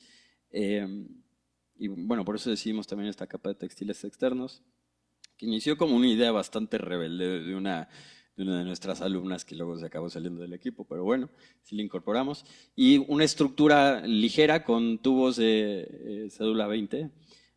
Luego una estructura interna que nos daba el envolvente, que estaba hecha de madera, y bueno, en piso y techo, y los laterales eran de un patrocinador. Están hechos para esto, son de... Sí, la marca era Buzón, y bueno, pues empezaron los apodos, ¿no? Los apodos de obra. Entonces, les decíamos los buzones, pero... Y además tenían un bisón, era bien raro. O sea, el logotipo era un bisonte, un bisón, ¿no? Y les decíamos buzones, pero bueno. Así, esto pasa más en obra, ¿no? Que a lo mejor están muy empapados con diseño, certificación, normatividad, pero pues, así como nos ven, pues ahí estábamos picando, taladrando, cortando, armando, ¿no? Al lado de los alumnos. Nos quedamos sin vacaciones 2 años enteros por estos temas, ¿no? O sea, ya era Decatlón, como caballitos de carrera, ¿no? Pero bueno, entonces ese es el sistema. Este es un armado un poco diagramático de cómo va. Entonces pensamos también en una torre hidráulica. Todos los equipos europeos pues, iban a llevar un hidroneumático o trabajar con la presión natural, porque obvio, siempre hay presión, ¿no? Y nosotros dijimos, no, nosotros vamos a llevar nuestra torre para llevar nuestros tinacotes. Y más que Rotoplas se sumó a nuestro proyecto, ¿no? Entonces... Pero digo, para actuar desde la realidad, porque o sea, sería una falacia pensar que en la unidad Vicente Guerrero pues, van a tener un sistema hidroneumático, ¿no? Entonces queríamos representar nuestra realidad lo más elegantemente posible, ¿no? Entonces hicimos una torre, fue lo último que se diseñó del proyecto prácticamente. Fue un tema de enorme discusión. De debate larguísimo. Entre ingenieros y arquitectos. Son, bueno... Uno de tantos, ¿no? Decían, oye, pon el tinaco. No, que se ve muy feo, que no armoniza, pero necesito un tinaco. Sí. En fin, tuvimos temas y muchos, ¿no? Y hasta cómo le llamábamos a las cosas, ¿no? Nosotros decíamos partidas y ellos sistemas. Ahí sí va. Bien, a la fecha. Pero lo que siempre digo, o sea, al final todos los que salimos de ahí nos volvimos los arquitectos un poco ingenieros, los ingenieros un poco arquitectos. Eh, Padre, experiencia en retrospectiva y filtrado. Entonces, bueno, también venía de la mano con vegetación, los soportes distribuían la carga, era una estructura tridimensional que nos permitía distribuir las cargas más fácilmente. Teníamos los postes metálicos, luego un piso de madera que iba a ser recubierto, luego el mobiliario también diseñado por el equipo en un principio, aunque al final conseguimos un patrocinador de diseño italiano que nos regalaba las cosas y dijimos, venga, ¿no? Había 8 equipos que lo tenían, le dijimos, ay, pues qué tonto si no, ¿no? Entonces, bueno, que por cierto es mobiliario padrísimo, y luego venían las capas de panel rey, las aperturas, y lo que buscábamos era hacer una especie de casa patio central donde la vida se desarrolla en la intercomunicación de 3 habitáculos y cada uno de los habitáculos está graduado como un componente social de diferente intensidad. Quiere decir que teníamos uno que era público, otro que era semipúblico y otro privado. El público se iba a convertir en el espacio del lavadero, literal, del chisme, del lavado de ropa, y donde se pueden hacer actuaciones comunitarias que sí tienen efecto, como los presupuestos participativos, que sí tienen que ser sede para una cuestión electoral, que si hay un problema comunitario se puedan reunir ahí, etc. El semipúblico era el espacio de la cocina, donde se podían armar las comidas, pero pues ya era limitado a quién invitaban. Y por ahí establecimos un escritorio que se convertía en cama, entonces el visitante que se quedaba más de las horas debidas, pues ya se podía quedar ahí, o bien se podía tener algún invitado. Y finalmente una habitación con un baño, que era el tercer habitáculo, el privado, donde estaría un sofá cama que se convertía en cama y que permitía una pequeña cuna, entonces era para una pareja con un niño, ese era nuestro perfil, que curiosamente era mi perfil, pero bueno, porque mi hijo nació cuando empezamos a participar en el decatlón.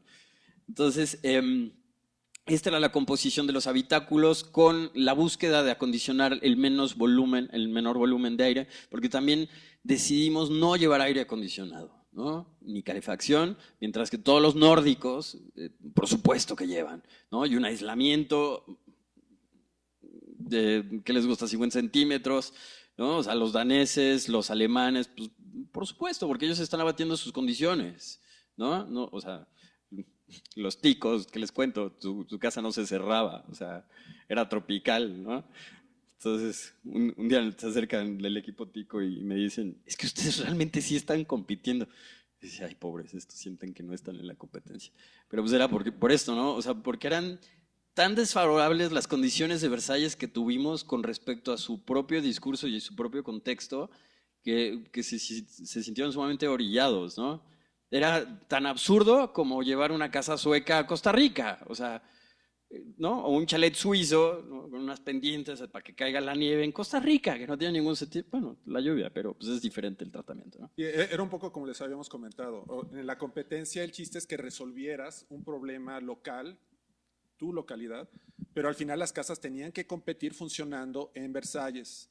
Entonces, la mayoría de los equipos, incluidos nosotros, en realidad pues nos pusimos a estudiar cuál era como la tendencia histórica del clima que había en Versalles, en las fechas, en el verano de Versalles, y tomamos decisiones estratégicas que pegaban por distintos lados. O sea, como dijimos, el tinaco lo llevamos elevado, sí, pero entonces evitamos la bomba y es una carga eléctrica menos. Por otro lado, en México dijimos, pues el equipo comentó, vamos a tener sistemas pasivos y habitantes activos. Entonces no vamos a tener aire acondicionado porque las condiciones de confort las vamos a controlar abriendo y cerrando ventanas, y por ahí teníamos nada más un extractor porque se supone que el verano en Versalles es muy caluroso y entonces nada más tenemos que enfriar, y además en México no usamos aire acondicionado. Por otro lado, pues en México no usamos secadoras de ropa, usamos lazo para tender, entonces no llevo secadora, entonces le bajo a mi carga. Le bajo otra vez a la carga eléctrica y eso me facilita o me va a dar puntos en la competencia por un lado, aunque como decíamos, pues los europeos están acostumbrados a que eso es pues parte de la infraestructura natural de la casa, ¿no? Entonces, pues ellos llevaban aire acondicionado, llevaban su secadora de ropa, entre otras cosas. Sí, sabes que vamos. Bueno, entonces, cómo se armaban los canceles, la estructura de techo, los textiles perimetrales, los de captura de agua de lluvia, unos que alejaban el agua de lluvia de la estructura, los paneles fotovoltaicos y bueno, los habitantes. Estas eran unas imágenes objetivo que teníamos del prototipo, ya congelado para la participación europea. Estos eran unos diagramas que explicaban cómo, pues cuál era el asoleamiento, cuál se capturaba, cómo servía de sombra, etc. Entonces, como también nos generaba este espacio abierto, cubierto al exterior, que se volvía interesante y sumamente atractivo para encuentros sociales, aunque parezca partido político. Luego también cómo era la captura de agua pluvial, cómo era el tratamiento de temperatura, humedad y también pues el asoleamiento indirecto. Este es un fotomontaje en Iztapalapa y ahora les presentamos el video que aglutina muy bien las ideas del proyecto.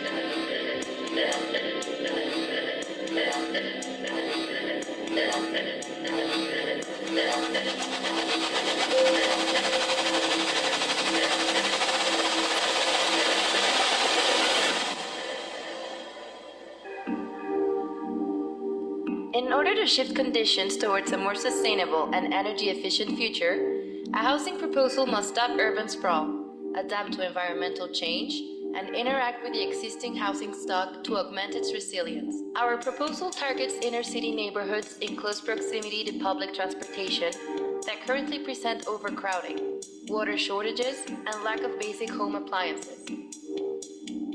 We have chosen one concrete location as a case study to inform the development of our proposal.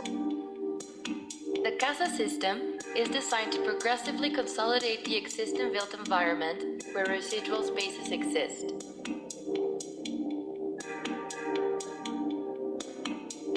Understanding the city block as a single horizontal system, our proposal grants resiliency by providing a community-managed smart grid of solar energy and water at a local scale. Once special needs are identified and growth limits established, circulations are solved and implemented into the residual spaces.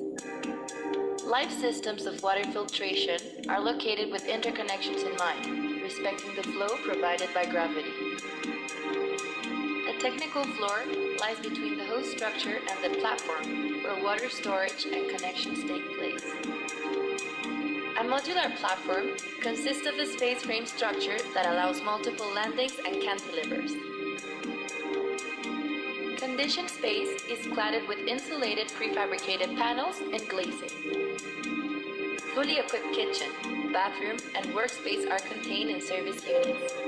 Furniture is deployed from the walls, liberating the interior space.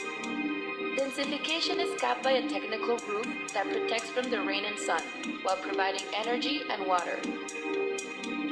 Team Mexico Solar Decathlon proposal presents the CASA system, configured in a section of a real city block extracted from our case study. A lightweight canopy protects the conditioned space from solar gains.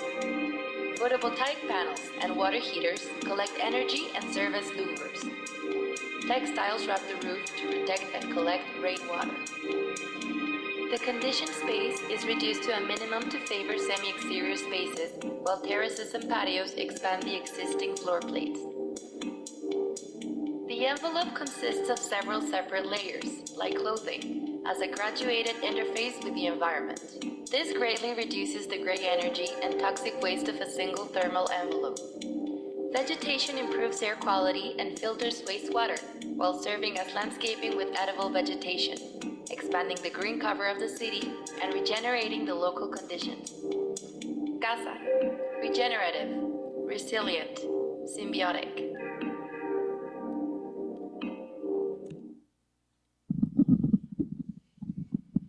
Ok, bueno, prácticamente lo que hemos mencionado con anterioridad, ¿no? Un video, fue el segundo que bueno, el tercero en realidad, con la segunda voz, y sentíamos que estábamos en la competencia de lleno con esto, ¿no? Entonces, bueno, empezamos a trabajar, obtuvimos un espacio en el MUCA, se hizo una especie de taller, incluso tuvimos un estudio y empezamos a armar, ya con material que nos dio el patrocinador. Ya estamos hablando de principios del 2014 en realidad, finales de 2013, principios de 2014, por ahí de enero me parece, obtuvimos este espacio. Las exposiciones dieron cabida a que pudiéramos empezar a armar aquí y bueno, pues ya nos dirigíamos a Francia. Sí, nada más para aclarar, el MUCA es el Museo Universitario de Ciencias y Artes, que está aquí atrás. Entonces, bueno, las reglas del decatlón solar, ¿cuál era la normatividad? Tuvimos 5 versiones de reglas, lo cual hacía pesado el tema, iban evolucionando, las reglas las iban arreglando conforme la marcha. De hecho, la 5ª versión de reglas fue un poco mala onda, nos la entregaron estando ya en Francia, o sea, ya que habíamos enviado todo, no sé qué, y llegamos a Francia, nos dicen, ay, aquí está el último set de reglas. ¿No? O sea, pero bueno, sobre todo estuvimos muy cercanos de las reglas de nivel 4. Entonces, bueno, aquí pueden ver cómo se dividen prácticamente los rubros con los 10 concursos en general, cuáles son las opciones de score, como había mencionado Vicente, a través de un jurado, podía hacer completar una tarea, o sea, blanco-negro, ¿no? O bien instancias de monitoreo, tuvimos varias, temperatura, humedad, acústica, que nos medían por sonómetro, por higrómetro y por termómetro, ¿no? Entonces aquí está desglosado cuál de las tareas se tenía que hacer, cuántos puntos te daba, cómo era el subconcurso. Entonces por ahí estaba, no sé, por ejemplo, bueno, aquí está temperatura, el aislamiento de sonido, cómo se comportaban nuestros electrodomésticos, en fin, nos metieron sensores en la casa, en diferentes lugares, y cuando entramos en competencia, pues fue bastante complejo. Aquí está el listado de los jurados, les puse aquí cuáles eran los de arquitectura, para que se den cuenta pues, con quién estábamos. Era, ¿no? O sea, teníamos a Thomas Herzog, el padre de la sostenibilidad, teníamos a Wang Xu, el premio Pritzker reciente, y la número 1 en sustentabilidad de Francia, Françoise Hélène Jourda. ¿No? O sea, no era nada poca cosa. Nunca habían estado a este nivel los jurados en el decatlón solar, ¿no? Y en todos los rubros se repetían de forma similar, ¿no? No era nada poca cosa enfrentarnos a estos jueces. ¿Quieres comentar esto? Sí, bueno, es un poco la historia de toda la competencia, ¿no? Arriba a la izquierda se muestra con el sobre un poco cuando sale la convocatoria y digamos los equipos son decididos, después cómo van trabajando. O sea, estoy viendo, sí, del lado izquierdo, cómo están trabajando los equipos para hacer su diseño, luego en medio también del lado izquierdo, cómo los equipos construyen primero en su localidad el proyecto para probarlo, después lo embarcan para llevarlo a Versalles, que lo vemos en la parte izquierda inferior, luego del lado derecho, cómo se está construyendo toda la villa, después en el extremo superior derecho, cómo se están calificando y están compitiendo, después un poco más abajo vemos los estrados con los 3 primeros lugares, cada una de las competencias tiene 3 lugares, así como las olimpiadas, como decían, en este caso eran trofeos, el primer lugar, el segundo lugar y el tercer lugar de cada una de las competencias, y también como se había comentado, es como las olimpiadas, cada competencia te da puntos, va sumando puntos y al final el ganador digamos, del decatlón completo, es el que acumuló más puntos. Además de que, como decíamos, en varias de las competencias pues se ganan trofeos. Después vemos que hay que desmontar todo y al final regreso a casa, ¿no? Para todos los equipos. Que en realidad todos los equipos habían generado dinámicas diferentes. Por ejemplo, el equipo chileno había diseñado, lo construyó la contraparte francesa, porque era franco-chileno el equipo, y esa casa se iba a quedar en Francia. El equipo americano-alemán también la iba a dejar en Francia, que se volvió una especie de casa donde aceptan residencias académicas. Los ticos la vendieron para poder pagar sus pasajes, la llevaron, la regresaron y se la construyeron al propietario, de vuelta ya en Costa Rica. Entonces cada uno de los equipos provocaba una dinámica diferente. Nosotros entonces sabíamos bien qué hacer con ella cuando regresamos, pero lo que estaba seguro es que iba a regresar a México. Entonces, bueno, esta es la Villa Solar. Este es el calendario de la Villa Solar, que tenía todo muy preciso. El arranque se hizo con 8 embajadores, 3 ministros de Estado, con rectores de universidades, 800 alumnos y como 100 faculties, todos dispuestos a dar lo mejor de sí, con una euforia brutal, interesantísimo. Y bueno, aquí está la tabla de cómo, cuántos puntos, qué jurado, en qué momento, a qué hora pasaban a tu casa, te decían, te preguntaban, te medían, etcétera. Todo era sumamente preciso y se había dado con anticipación. A veces las anticipaciones eran un par de días, pero bueno, eran ajustes que tenían que hacer. Este es ya el trabajo directamente en la villa. Hay cascos que identifican quiénes eran los encargados de cada una de las cosas. Sí, era muy importante la seguridad. Algo que se comentaba mucho es que son alumnos construyendo casas. Y entonces lo primero que nos dimos cuenta es que además había que cumplir con el reglamento de construcción de Francia. Y por lo que estábamos viendo en todos lados, era especialmente particular. Y además de eso, todos los profesores, todo el comité organizador estábamos muy pendientes de que personas que realmente no tenían mucha experiencia en construcción y que eran jóvenes, no tuvieran ningún accidente y no corrieran ningún riesgo. Entonces, tenemos inspecciones de seguridad. Había personas que estaban rondando las casas y concretamente a veces había penalizaciones, así como también después se ofrecieron premios. Y había distintas posiciones dentro del equipo. Los cascos rojos éramos, bueno, yo fui un casco rojo también en un momento. Éramos supervisores de seguridad.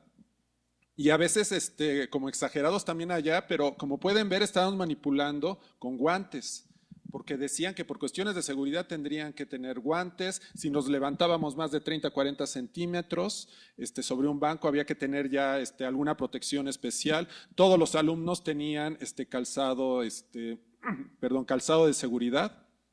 O sea, las normas de seguridad eran muy fielmente cuidadas y seguidas. Lo que menos querían los organizadores, lo que menos queríamos los profesores, es que hubiera algún accidente de alguno de los alumnos. No, y por supuesto, si incumplías te daban una penalización, o sea, no era solo así de chiste, ¿no? Era como si tuvieran el INVEA a lo largo de toda la obra, pero además franceses, ¿no? O sea, terrible en ese sentido, ¿no? Pero y luego lo terrible también es que toda nuestra herramienta, todo nuestro material, nuestros uniformes, nuestros cascos tenía que cumplir la norma europea, o sea, tenía que tener la certificación CE.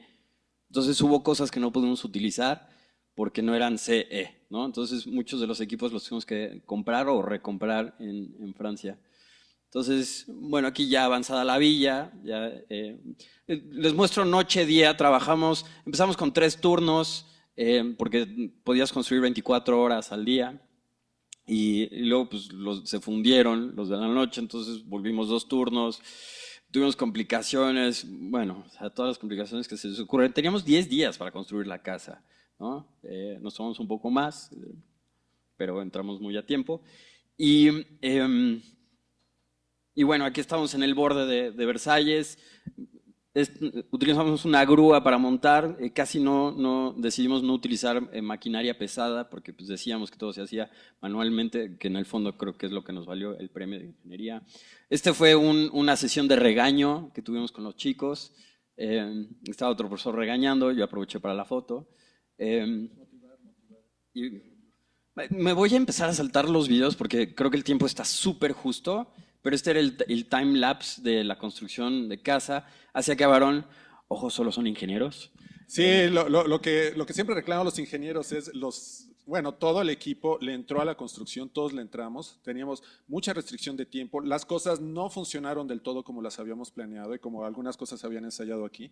Entonces, al final, mucho de la carga quedó con los ingenieros.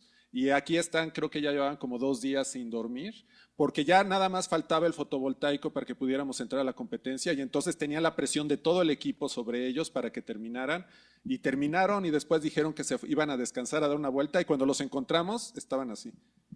Pero llevan 3 días sin dormir, ¿eh? Ojo, o sea, metidos en la obra, fue uno de los ingenieros de fotovoltaicos el que hizo que el sistema eléctrico en general funcionara, que era el que fallaba, y que no, pues, o sea, habían estado trabajando en los temas de arquitectura y construcción en general los ingenieros y cuando les tocó lo suyo, se atoraron, entonces, bueno, salió el fotovoltaico como capataz y se los formó y en 3 días, noche y día, resolviendo el tema. Los demás no podíamos hacer nada porque había un espacio reducido y eran cuestiones técnicas eléctricas. Entonces, ni cabíamos, ni podíamos. Y luego también tuvimos un faltante de un cable especial que venía de Estados Unidos porque para Europa, o sea, ellos nos pedían algo especial que no existe en México. Bueno, en fin, la casa quedó así.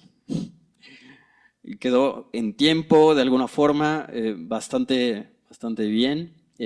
Nos reclamaban por ahí. ¿Qué pasó? Son mexicanos, ¿dónde están los millones de colores? ¿No? Decimos, hey, México hay muchos, ¿no? A ver.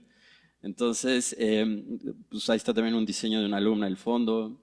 En la cocina. Todo era eléctrico, no metimos gas, no hubo gas en absoluto. Por supuesto, llevamos un molcajete, ya ven que son ligeros. Nuestro tortillero. Y teníamos la banca técnica, que era la que aglutinaba todas las cuestiones eléctricas. Trabajamos también con arquitectura de paisaje. Ahí están todas las plantas exóticas de Francia, que al final las alquilamos de un vivero, hicimos un trato de que nos las prestaban unos días y se las regresábamos. Todas eran exóticas para ellos y para nosotros pues era como cualquier cosa. Teníamos también una maqueta de un filtro que negociamos con Facultad de Química, que era un biofiltro, un humedal subsuperficial que ayuda a filtrar el agua y que tenía una capacidad de 150 litros por metro cuadrado por día, lo cual era muy bueno, porque era prácticamente capacidad de persona, ¿no? Entonces, que bueno, aquí era una maqueta, pero ya les contaremos un poco más al respecto. Y aquí están, ¿no? Thomas Herzo y Wang Shu visitando la casa. Ahí estaba el líder estudiantil, Santiago, que era el que yo... Sí, el que inició el proyecto, y el otro se llama Santiago también, por cierto. Bueno, este video, si queremos, lo metemos a la hora de las preguntas, porque es súper emocionante el premio de Ingeniería y Construcción. Y aquí, bueno, pues ya lo ganamos. Tuvimos un problema, enviamos 6 contenedores a Francia. Primero por tráiler a Veracruz y de ahí se fueron en barco a Le Havre, bajaron, los llevaron al aeropuerto al Charles de Gaulle y ahí los bajaron. Ojo, Versalles está en la otra esquina de París. La otra esquina, literal, es como si hablábamos de Texcoco y Cuernavaca casi, o sea, ¿no? Nada que ver. Entonces, aunque bueno, aquí hay un libramiento, pero allá, o sea, ¿no? Entonces, bueno, allá se desconsolidó la mercancía, nos cambiaron otros trailers y llegaron con retraso. Luego enviamos un contenedor aéreo, que nos salió casi lo mismo que los 6 por barco, que llegó tarde. Y tenía nuestros uniformes. Entonces, por eso nos ven ahí como de serendipity, tratando de librar el azul, porque además nos escogimos azul difícil. Y bueno, pues ahí estamos recibiendo el primer lugar, ¿no? Emocionadísimos. No nos la creíamos. Ya era el último día prácticamente de premiación. Dijimos, ya, pues, o sea, ya. O sea, no, porque los otros días sí teníamos varios uniformes, ¿no? De trabajo, Pero ese día, o sea, dijimos, no, ya, o sea, no. Y de repente que nos dicen, bueno, ya verán el video si nos da tiempo. Ahí están nuestros 3 trofeos. Somos el primer equipo latinoamericano en haber ganado un primer lugar. O sea, Brasil no pudo. Y ya hubo una segunda participación mexicana en el latinoamericano, que también obtuvieron un primer lugar. Que por cierto, fue el primer lugar, el que ganaron ellos en diseño urbano, transporte y asequibilidad. Entonces ya podemos decir que México es fuerte en el rubro, porque hemos ganado las únicas 2 veces que ha participado México, ganó segundo y primer lugar. Entonces estamos muy orgullosos de que una competencia sumamente sensata, que es esta, seamos fuertes, ¿no? Entonces, o sea, por lo menos las ideas, la potencia lo tenemos. Esta es la casa que ganó. La verdad era una casa preciosa, muy funcional, muy propositiva. Era la casa italiana.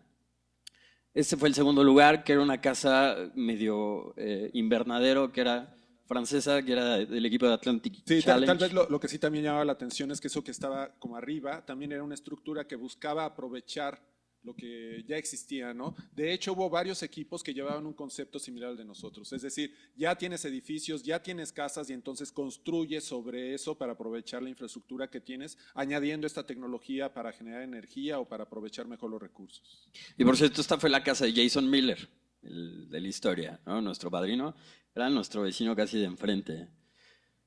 Que por cierto, esta es una anécdota que me tengo que permitir. Se armó, han de saber que estábamos en Francia en el Mundial. Nos tocó, ¿y qué creen? Estaban casi todos los equipos. Holanda, Costa Rica, República Checa, ¿no? O sea, era súper curioso que nos tocara. Holanda. Sí, bueno, Holanda. O sea, no fue penal, ¿no? O sea, los volteábamos a ver, los odiábamos, nos volvimos ticos, porque ya ven que los ticos avanzaron más que nosotros, todos nos volvimos ticos en contra de los holandeses. En fin, y luego armamos nosotros nuestro propio torneo de fútbol. ¿Y quiénes creen que jugaron la final? Los mexicanos en contra del equipo franco-americano, que es el de Jason Miller. Entonces la final éramos nosotros. Más que luego nos dijeron que ellos tenían jugadores de tercera división francesa. O sea, no era equitativo, ¿no? Todos los accidentes los tuvimos en la liga de fútbol. Un dedo roto, un tobillo luxado, en fin. Bueno, perdón, me estaba saltando la puntuación. Esta es la puntuación acumulada de todos los equipos. Pueden ver cómo es. Y era un diagrama interactivo donde te ponías encima, te decía la puntuación, cuál es el total, podías seleccionar qué países, etcétera. Y te permitía ver perfectamente la puntuación. Y si te metías a monitoring, te daba el feed vivo de temperaturas, humedad, radiación solar. Una cuestión padrísima que tenía montada. En realidad era un diagrama que se fue construyendo durante toda la competencia. Fueron 10 días de competencia. Digamos, en ciertas horas venían los jueces, pero el resto era exhibición abierta. Entonces venían los visitantes prácticamente de París a visitar las casas, se les daban tours guiados y a determinadas horas se cerraban las casas y entrábamos en competencia, se tomaban las mediciones y como pueden ver los primeros colores en las partes superiores son cada una de las competencias que habíamos indicado antes. Entonces normalmente cada uno de esos 10 días había una ceremonia en la noche y en esa ceremonia en la noche se daban los ganadores, se daban los 3 trofeos y se daba la puntuación y todos los equipos íbamos a ver cómo íbamos con respecto a la competencia global. Que por cierto, el color naranja son las penalizaciones que llegó a haber. Vean que nosotros casi no tuvimos, excepto una entrega que le entregamos al día siguiente, que fue el Deliverable 5 o 6, no recuerdo, creo que el 5. Fue la única penalización que tuvimos y también fuimos uno de los 4 equipos, me parece, que felicitaron por haber seguido todas las normas de seguridad. O sea, siempre tuvimos cascos, siempre tuvimos guantes, siempre tuvimos... Los europeos no lo hacían, les valía, ¿no? O sea, curioso, éramos más respetuosos que ellos. Utilizaron la foto de nuestra premiación como foto de fondo y este fue el tablero final de los marcadores, no sé si se llega a ver, pero el equipo italiano ganó con 840.63 puntos. Vean la distancia que tenía el equipo francés, o sea, era de un punto, hasta menos, ¿no? 0.9. Y luego nosotros quedamos en el tablero general en el lugar 13, pero vean que entre el 13 y el 1 tenemos 80 puntos de diferencia, ¿cierto? Ahora vean la diferencia entre el 13 y el 14. Uf. ¿No se ve? Bueno, les digo yo, entre el 13 y el 14 había más de 100 puntos de diferencia. O sea, éramos el primer contingente, éramos el primer pelotón, si lo quieren ver como un símil ciclista, ¿no? O sea, realmente los primeros 3 equipos eran competitivos. Y vean el último lugar, ¿quién fue? Vergüenza nacional. Francia. París. Todas las universidades de París juntas. Perdón, ya vamos como con el tiempo terrible. Tuvimos una cobertura, salimos en todos los medios que existen. El Reforma nos dio seguimiento allá. Tuvimos la Secretaría de Relaciones Exteriores, nos abrió también comunicación social. Tuvimos una recepción en la embajada, el embajador nos estuvo acompañando. En fin, hubo una presencia. El Universal, unos meses después, nos declaró, de los 10 mexicanos más importantes del año, nos declaró el número 11. No le quita el mérito, pero bueno. Y luego, bueno, la verdad es que no ha quedado ahí. Tenemos el gusanito. Participamos en 2015, fuimos al Decatlón de Orange County otra vez, presentaron lo de Dubái 2018. Nos apuntamos al Decatlón de Cali como parte del equipo de organización, como una parte que apoyó. Fuimos algunos miembros del equipo original, ya también teníamos un relevo nuevo de alumnos. Nos juntamos los profesores, tuvimos una ponencia allá y luego la decisión de casa fue montarla en Universo Museo de la Ciencia, fue a lo que llegamos todo el equipo. Entonces en 2015 arrancamos, después de unos meses de problemáticas aduanales, etcétera, arrancamos la construcción del prototipo en Universum, en uno de los jardines, y el prototipo está montado para su visita, gozo y disfrute en Universum hoy en día. Está en el Jardín Sustentable y ahora lo hemos reservado como un proyecto de investigación para darle continuidad, validación a las características de diseño y que sean monitoreadas a través de un sistema complejo, y también es un prototipo de difusión y divulgación de cuestiones de sustentabilidad, sobre todo plasmadas en arquitectura y en ingeniería, que son las 2 ramas más fuertes incorporadas en el tema, y que por cierto no habían tenido cabida en el Museo Universum, entonces es un excelente complemento, creo que vale la pena mencionarlo. El Universum nos ha dado un gran apoyo. Las autoridades de la universidad, después de que terminó la competencia y regresamos, nos siguieron apoyando para poderlo construir. No fue del todo fácil, Universum también hizo un gran esfuerzo, prácticamente preparó todo el terreno para nosotros. Se levantó la casa también con nuevos integrantes, por ahí andaba Caro, que también nos ayudó en un momento ahí a atornillar y a poner cosas. Ahorita nos está mostrando Ronan, por ejemplo, toda la instrumentación que se está haciendo. Estas son todas las variables que ahora queremos medir. Se está empezando a implementar ya el sistema en este mes. Tenemos los sensores comprados, ya tenemos una serie de pruebas, ya tenemos clasificación de cómo lo vamos a hacer, dónde, la ubicación de todo. Son 71 diferentes variables, pero en realidad el proyecto de sensores es de casi 200 sensores, aunque vamos a iniciar solo con la cocina porque es una locura. Y este es un modelo tridimensional con la ubicación de todos los sensores. Hay un pequeño zoom acá adelante para que se vea cuál es la ubicación. Entonces, como era un nuevo proyecto, prácticamente le dijimos a todos los interesados, ¿qué quieres hacer ahora con la casa? Y dije, pues quiero medir las variables, quiero tal vez obtener perfiles, pues cuántos sensores quieres, y pues nos pasaron la lista y dijimos, pues vamos a ponerlo.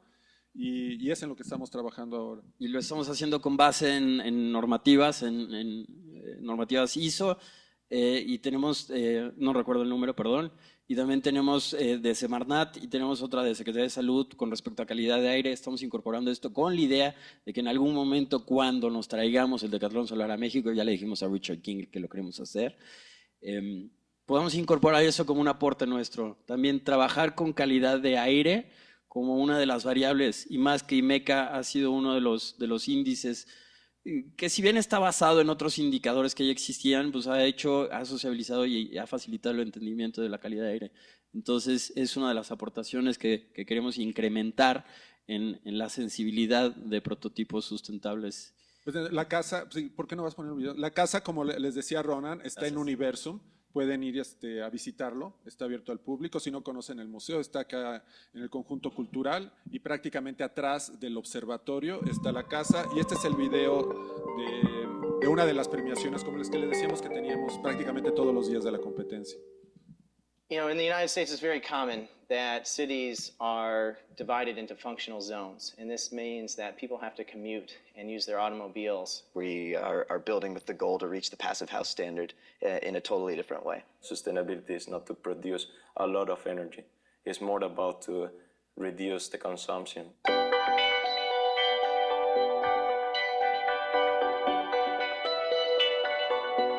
This house is looking toward the future because it's the concept do it yourself. That means that with a little bit of help for a technical support, someone can participate in the construction of their own house. The insulation is a strong point in our prototype. Depending on the climate, we can adjust insulation and adjust according with the demands of the country.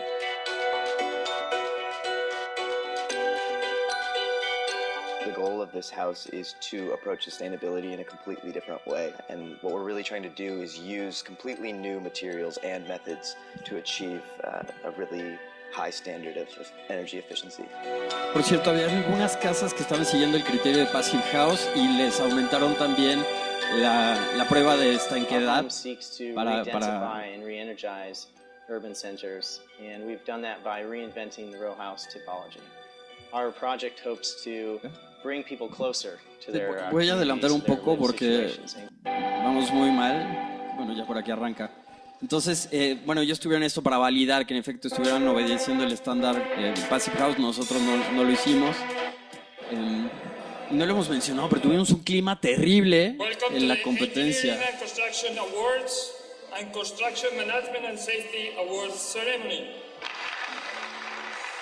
Le rôle de notre jury consiste à évaluer les qualités relatives de tous les projets concernant la conception, la structure et puis le fonctionnement thermique et l'électricité. C'est un jury qui est sur le thème de l'ingénierie, c'est-à-dire de l'intelligence, de l'optimisation. Et cette optimisation, on voit bien la maturité du Solar Decathlon maintenant. Elle est à la fois au moment où on construit le bâtiment. On regarde particulièrement des solutions construites qui satisfassent aussi bien les critères architecturaux que constructifs, ou même où une contrainte technique peut influencer l'expression architecturale. The team of birds born again from their own ashes, I mean Phoenix team.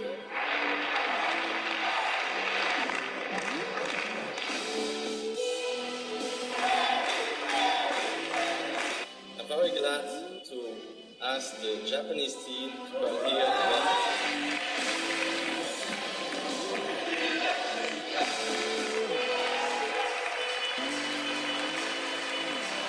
A beautiful sailing boat and living capsule. Now I call Team Mexico.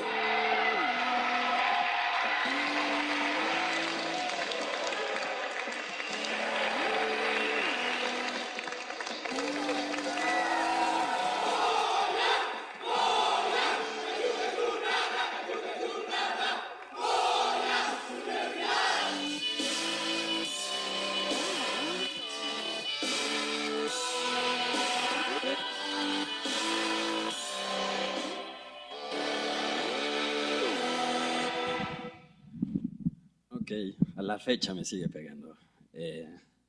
No saben la emoción de estar ahí, porque además el esfuerzo que se hizo fue un esfuerzo brutal, inhumano. Nos habían prometido barracas para vivir en la Villa Solar, no las cumplieron. Entonces nos reubicaron en ¿cómo se llama? Unidades habitacionales para estudiantes, residencias de estudiantes en diferentes partes de la periferia. Entonces nosotros estábamos en una en particular, espantosa, Châtenay-Malabry, que estaba a 13 kilómetros del sitio. Entonces, en compensación nos dieron coches, hacíamos relevos, tardamos 25, 30 minutos por las carreteras para llegar al sitio y con 3 turnos los alumnos asumieron que los profesores podían llevar y traer a alumnos en los 3 turnos y que no dormían y que no importaba. Y fue un esfuerzo realmente sobrehumano, todos acabamos destrozados, o sea, fue muy, muy demandante. Entonces, a la hora de las premiaciones y de recibir un apapacho, una palmada en el hombro, pues era como a la N, ¿no? Era por 100. Entonces, pues bueno, fue un esfuerzo importante y no sé por qué seguimos un poco con la idea de seguir con esto, pero dicen que todo el mundo es reincidente en esta cárcel. Entonces, bueno, pues abrimos el espacio a las preguntas que piensen que pueda ser conveniente, porque ya estamos muy por encima del tiempo. No sé si tienen alguna duda. Bueno, pues sí, desafortunadamente tenemos ya muy poco tiempo, pero sí yo creo que vale la pena, en reconocimiento de este gran esfuerzo, pues dedicar algunas reflexiones o algunos comentarios por parte de ustedes, ¿no?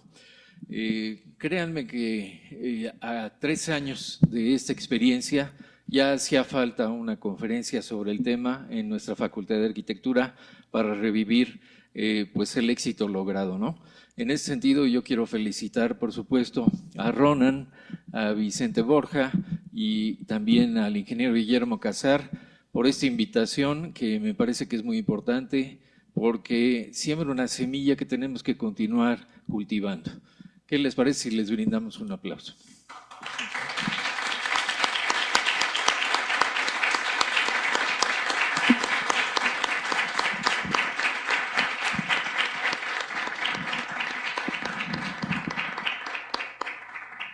Pues muy bien, entonces si alguien tiene algún comentario, quizás al respecto de cuándo va a ser el siguiente. Si ya se está formando el grupo, si quieren participar, eso estaría también muy bien. Bueno, sí, en serio, ¿qué hay al respecto?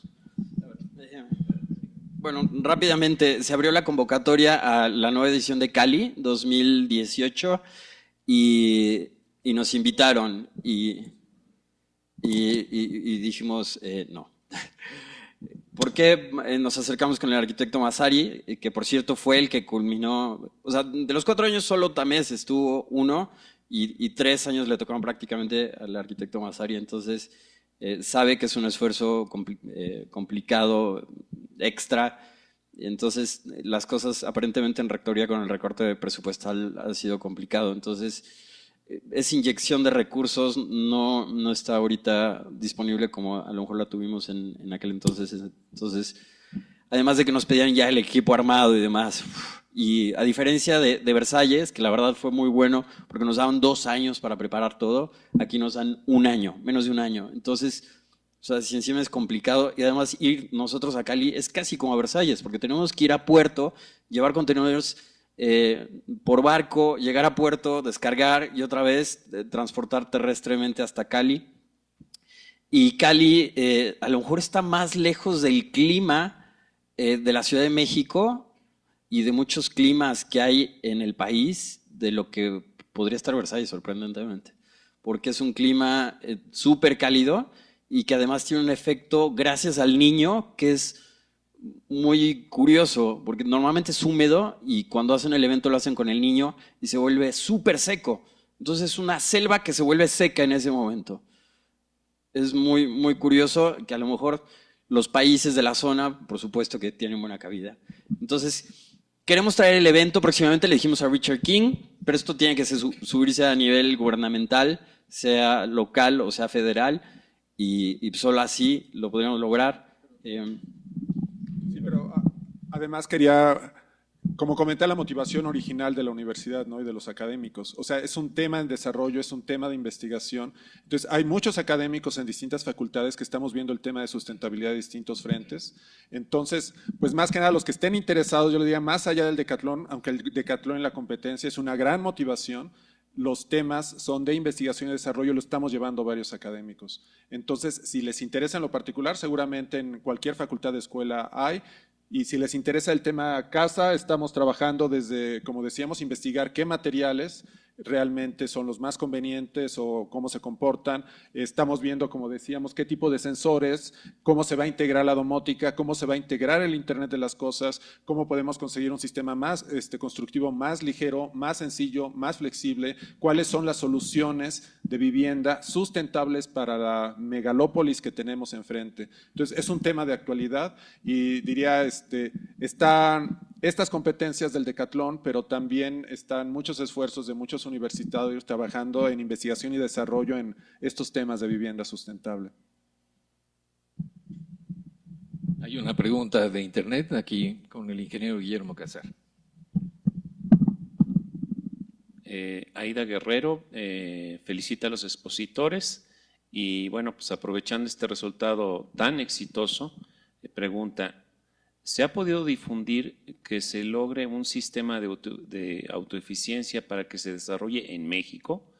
Me refiero a un producto como solución real de vivienda o complemento de ella. Bueno, es muy buena pregunta. Más allá de lo que ya mencionamos, de estar en Universum como pues, un prototipo físicamente visitable, pues en realidad desarrollar un prototipo de vivienda de este tipo, o una vivienda, mejor dicho, basada en este prototipo, pues requiere también del encuentro industrial de un montón de empresas, lo cual lo complica, y algunas adecuaciones que se tienen que hacer, porque por ejemplo la estructura tridimensional la sacaron de producción porque nadie la pedía, porque es un módulo de 60 por 60 cuando normalmente venden 90 por 90, entonces, o sea, para tener esa estructura tendría que volverse a echar a andar. Tenemos patrocinadores, son cerca de 40 empresas, entonces para que se juntaran y ellas pudieran ofrecer un producto es difícil, se puede hacer a través de desarrolladores, se han acercado con nosotros desarrolladores que ya están implementando cuestiones sustentables y por supuesto tiene que ver con el modelo de negocio que tengan, pero a ver, pues, funciona como un ejemplo, aquí está, pueden ver el funcionamiento de las cosas con el sistema de sensores que vamos a tener, pues se pueden validar, entender, interpretar los datos y sirve para iterar. No es un prototipo perfecto, tuvimos muchos errores, aprendimos de ellos. Entonces, por ejemplo, sabemos que el aislante que metimos no era suficiente para las condiciones que tuvimos allá, tampoco es demasiado adecuado para las condiciones climáticas de México. Entonces estamos trabajando, tenemos un tesista que por cierto estaba aquí, Uriel, que trabaja con materiales de cambio de fase y estamos viendo cómo sería la adecuación con este tipo de materiales para trabajar de forma ligera. Consideran que no es una casa sustentable que se construye y se queda, sino que se desarma y se va. Entonces teníamos esta doble complicación. No era solo, pues pégate unos adobes y a ver cómo sale, ¿no? O sea, teníamos que poderla desarmar y reconstruirla, lo cual también implicó una complejidad y lo cual también alude al discurso de que se puede ensamblar por una o varias personas sin mucha capacidad técnica en un intersticio de la ciudad. Entonces, si bien no hemos procurado el desarrollo de viviendas a partir de este prototipo, sí existe como ejemplo, sí tenemos acercamientos, y luego intercambiamos información, pero sí está incrementando la oferta de vivienda sostenible en número y en capacidades, ¿no? O sea, no solo con un colector solar, no solo con el incremento en paneles fotovoltaicos, la reducción por LEDs, etcétera, ¿no? El acondicionamiento de agua, el reuso de agua pluvial, etcétera, sino que bueno, pues esto está permeando en la industria y claramente lo ven como una ventaja competitiva a los desarrolladores. Entonces, si bien nosotros no lo hacemos porque nuestra capacidad en realidad como profesores y académicos universitarios está en competir, educar, divulgar, más no realmente desarrollar, por lo menos en esta línea no, sí hay personas que lo están haciendo. Entonces, yo dejo el micrófono para este cierre al ingeniero Guillermo Casar Marcos. Me voy a permitir entregarles la Facultad de Arquitectura a través de su División de Educación Continua y Actualización Docente, agradece su colaboración en la impartición presencial y a distancia de la conferencia que llevó por título Casa UNAM en el Decatlón Solar Europa 2014, dentro del marco del 4º Diplomado Taller Internacional en Métodos y Procedimientos de certificación para edificación sustentable y que tuvo lugar en el aula Francisco Centeno de la Facultad de Arquitectura de la UNAM en la Ciudad de México, el viernes 11 de agosto de 2017, de las 19:15 a las 21 horas pasadas del año en curso, toda vez que estamos seguros de que su destacada participación nos permita lograr adecuadamente los objetivos académicos que nos hemos propuesto. Por mi conducto, deseamos extenderles una cordial invitación a que nos acompañen en la ceremonia de clausura del diplomado, la que tendrá lugar el día viernes 8 de diciembre de 2017, a partir de las 19 horas, en esta aula Francisco Centeno, ceremonia que a reserva de confirmarlo, será presidida por nuestro director de la Facultad de Arquitectura de la UNAM, el arquitecto Marcos Massari Iriart, y sus distinguidas personalidades en representación de todas las instituciones organizadoras del diplomado, a fin de tener oportunidad de hacer la entrega de un reconocimiento por su destacada participación al doctor Ronan Bolaños Linares y al doctor Vicente Borja. Muchas gracias.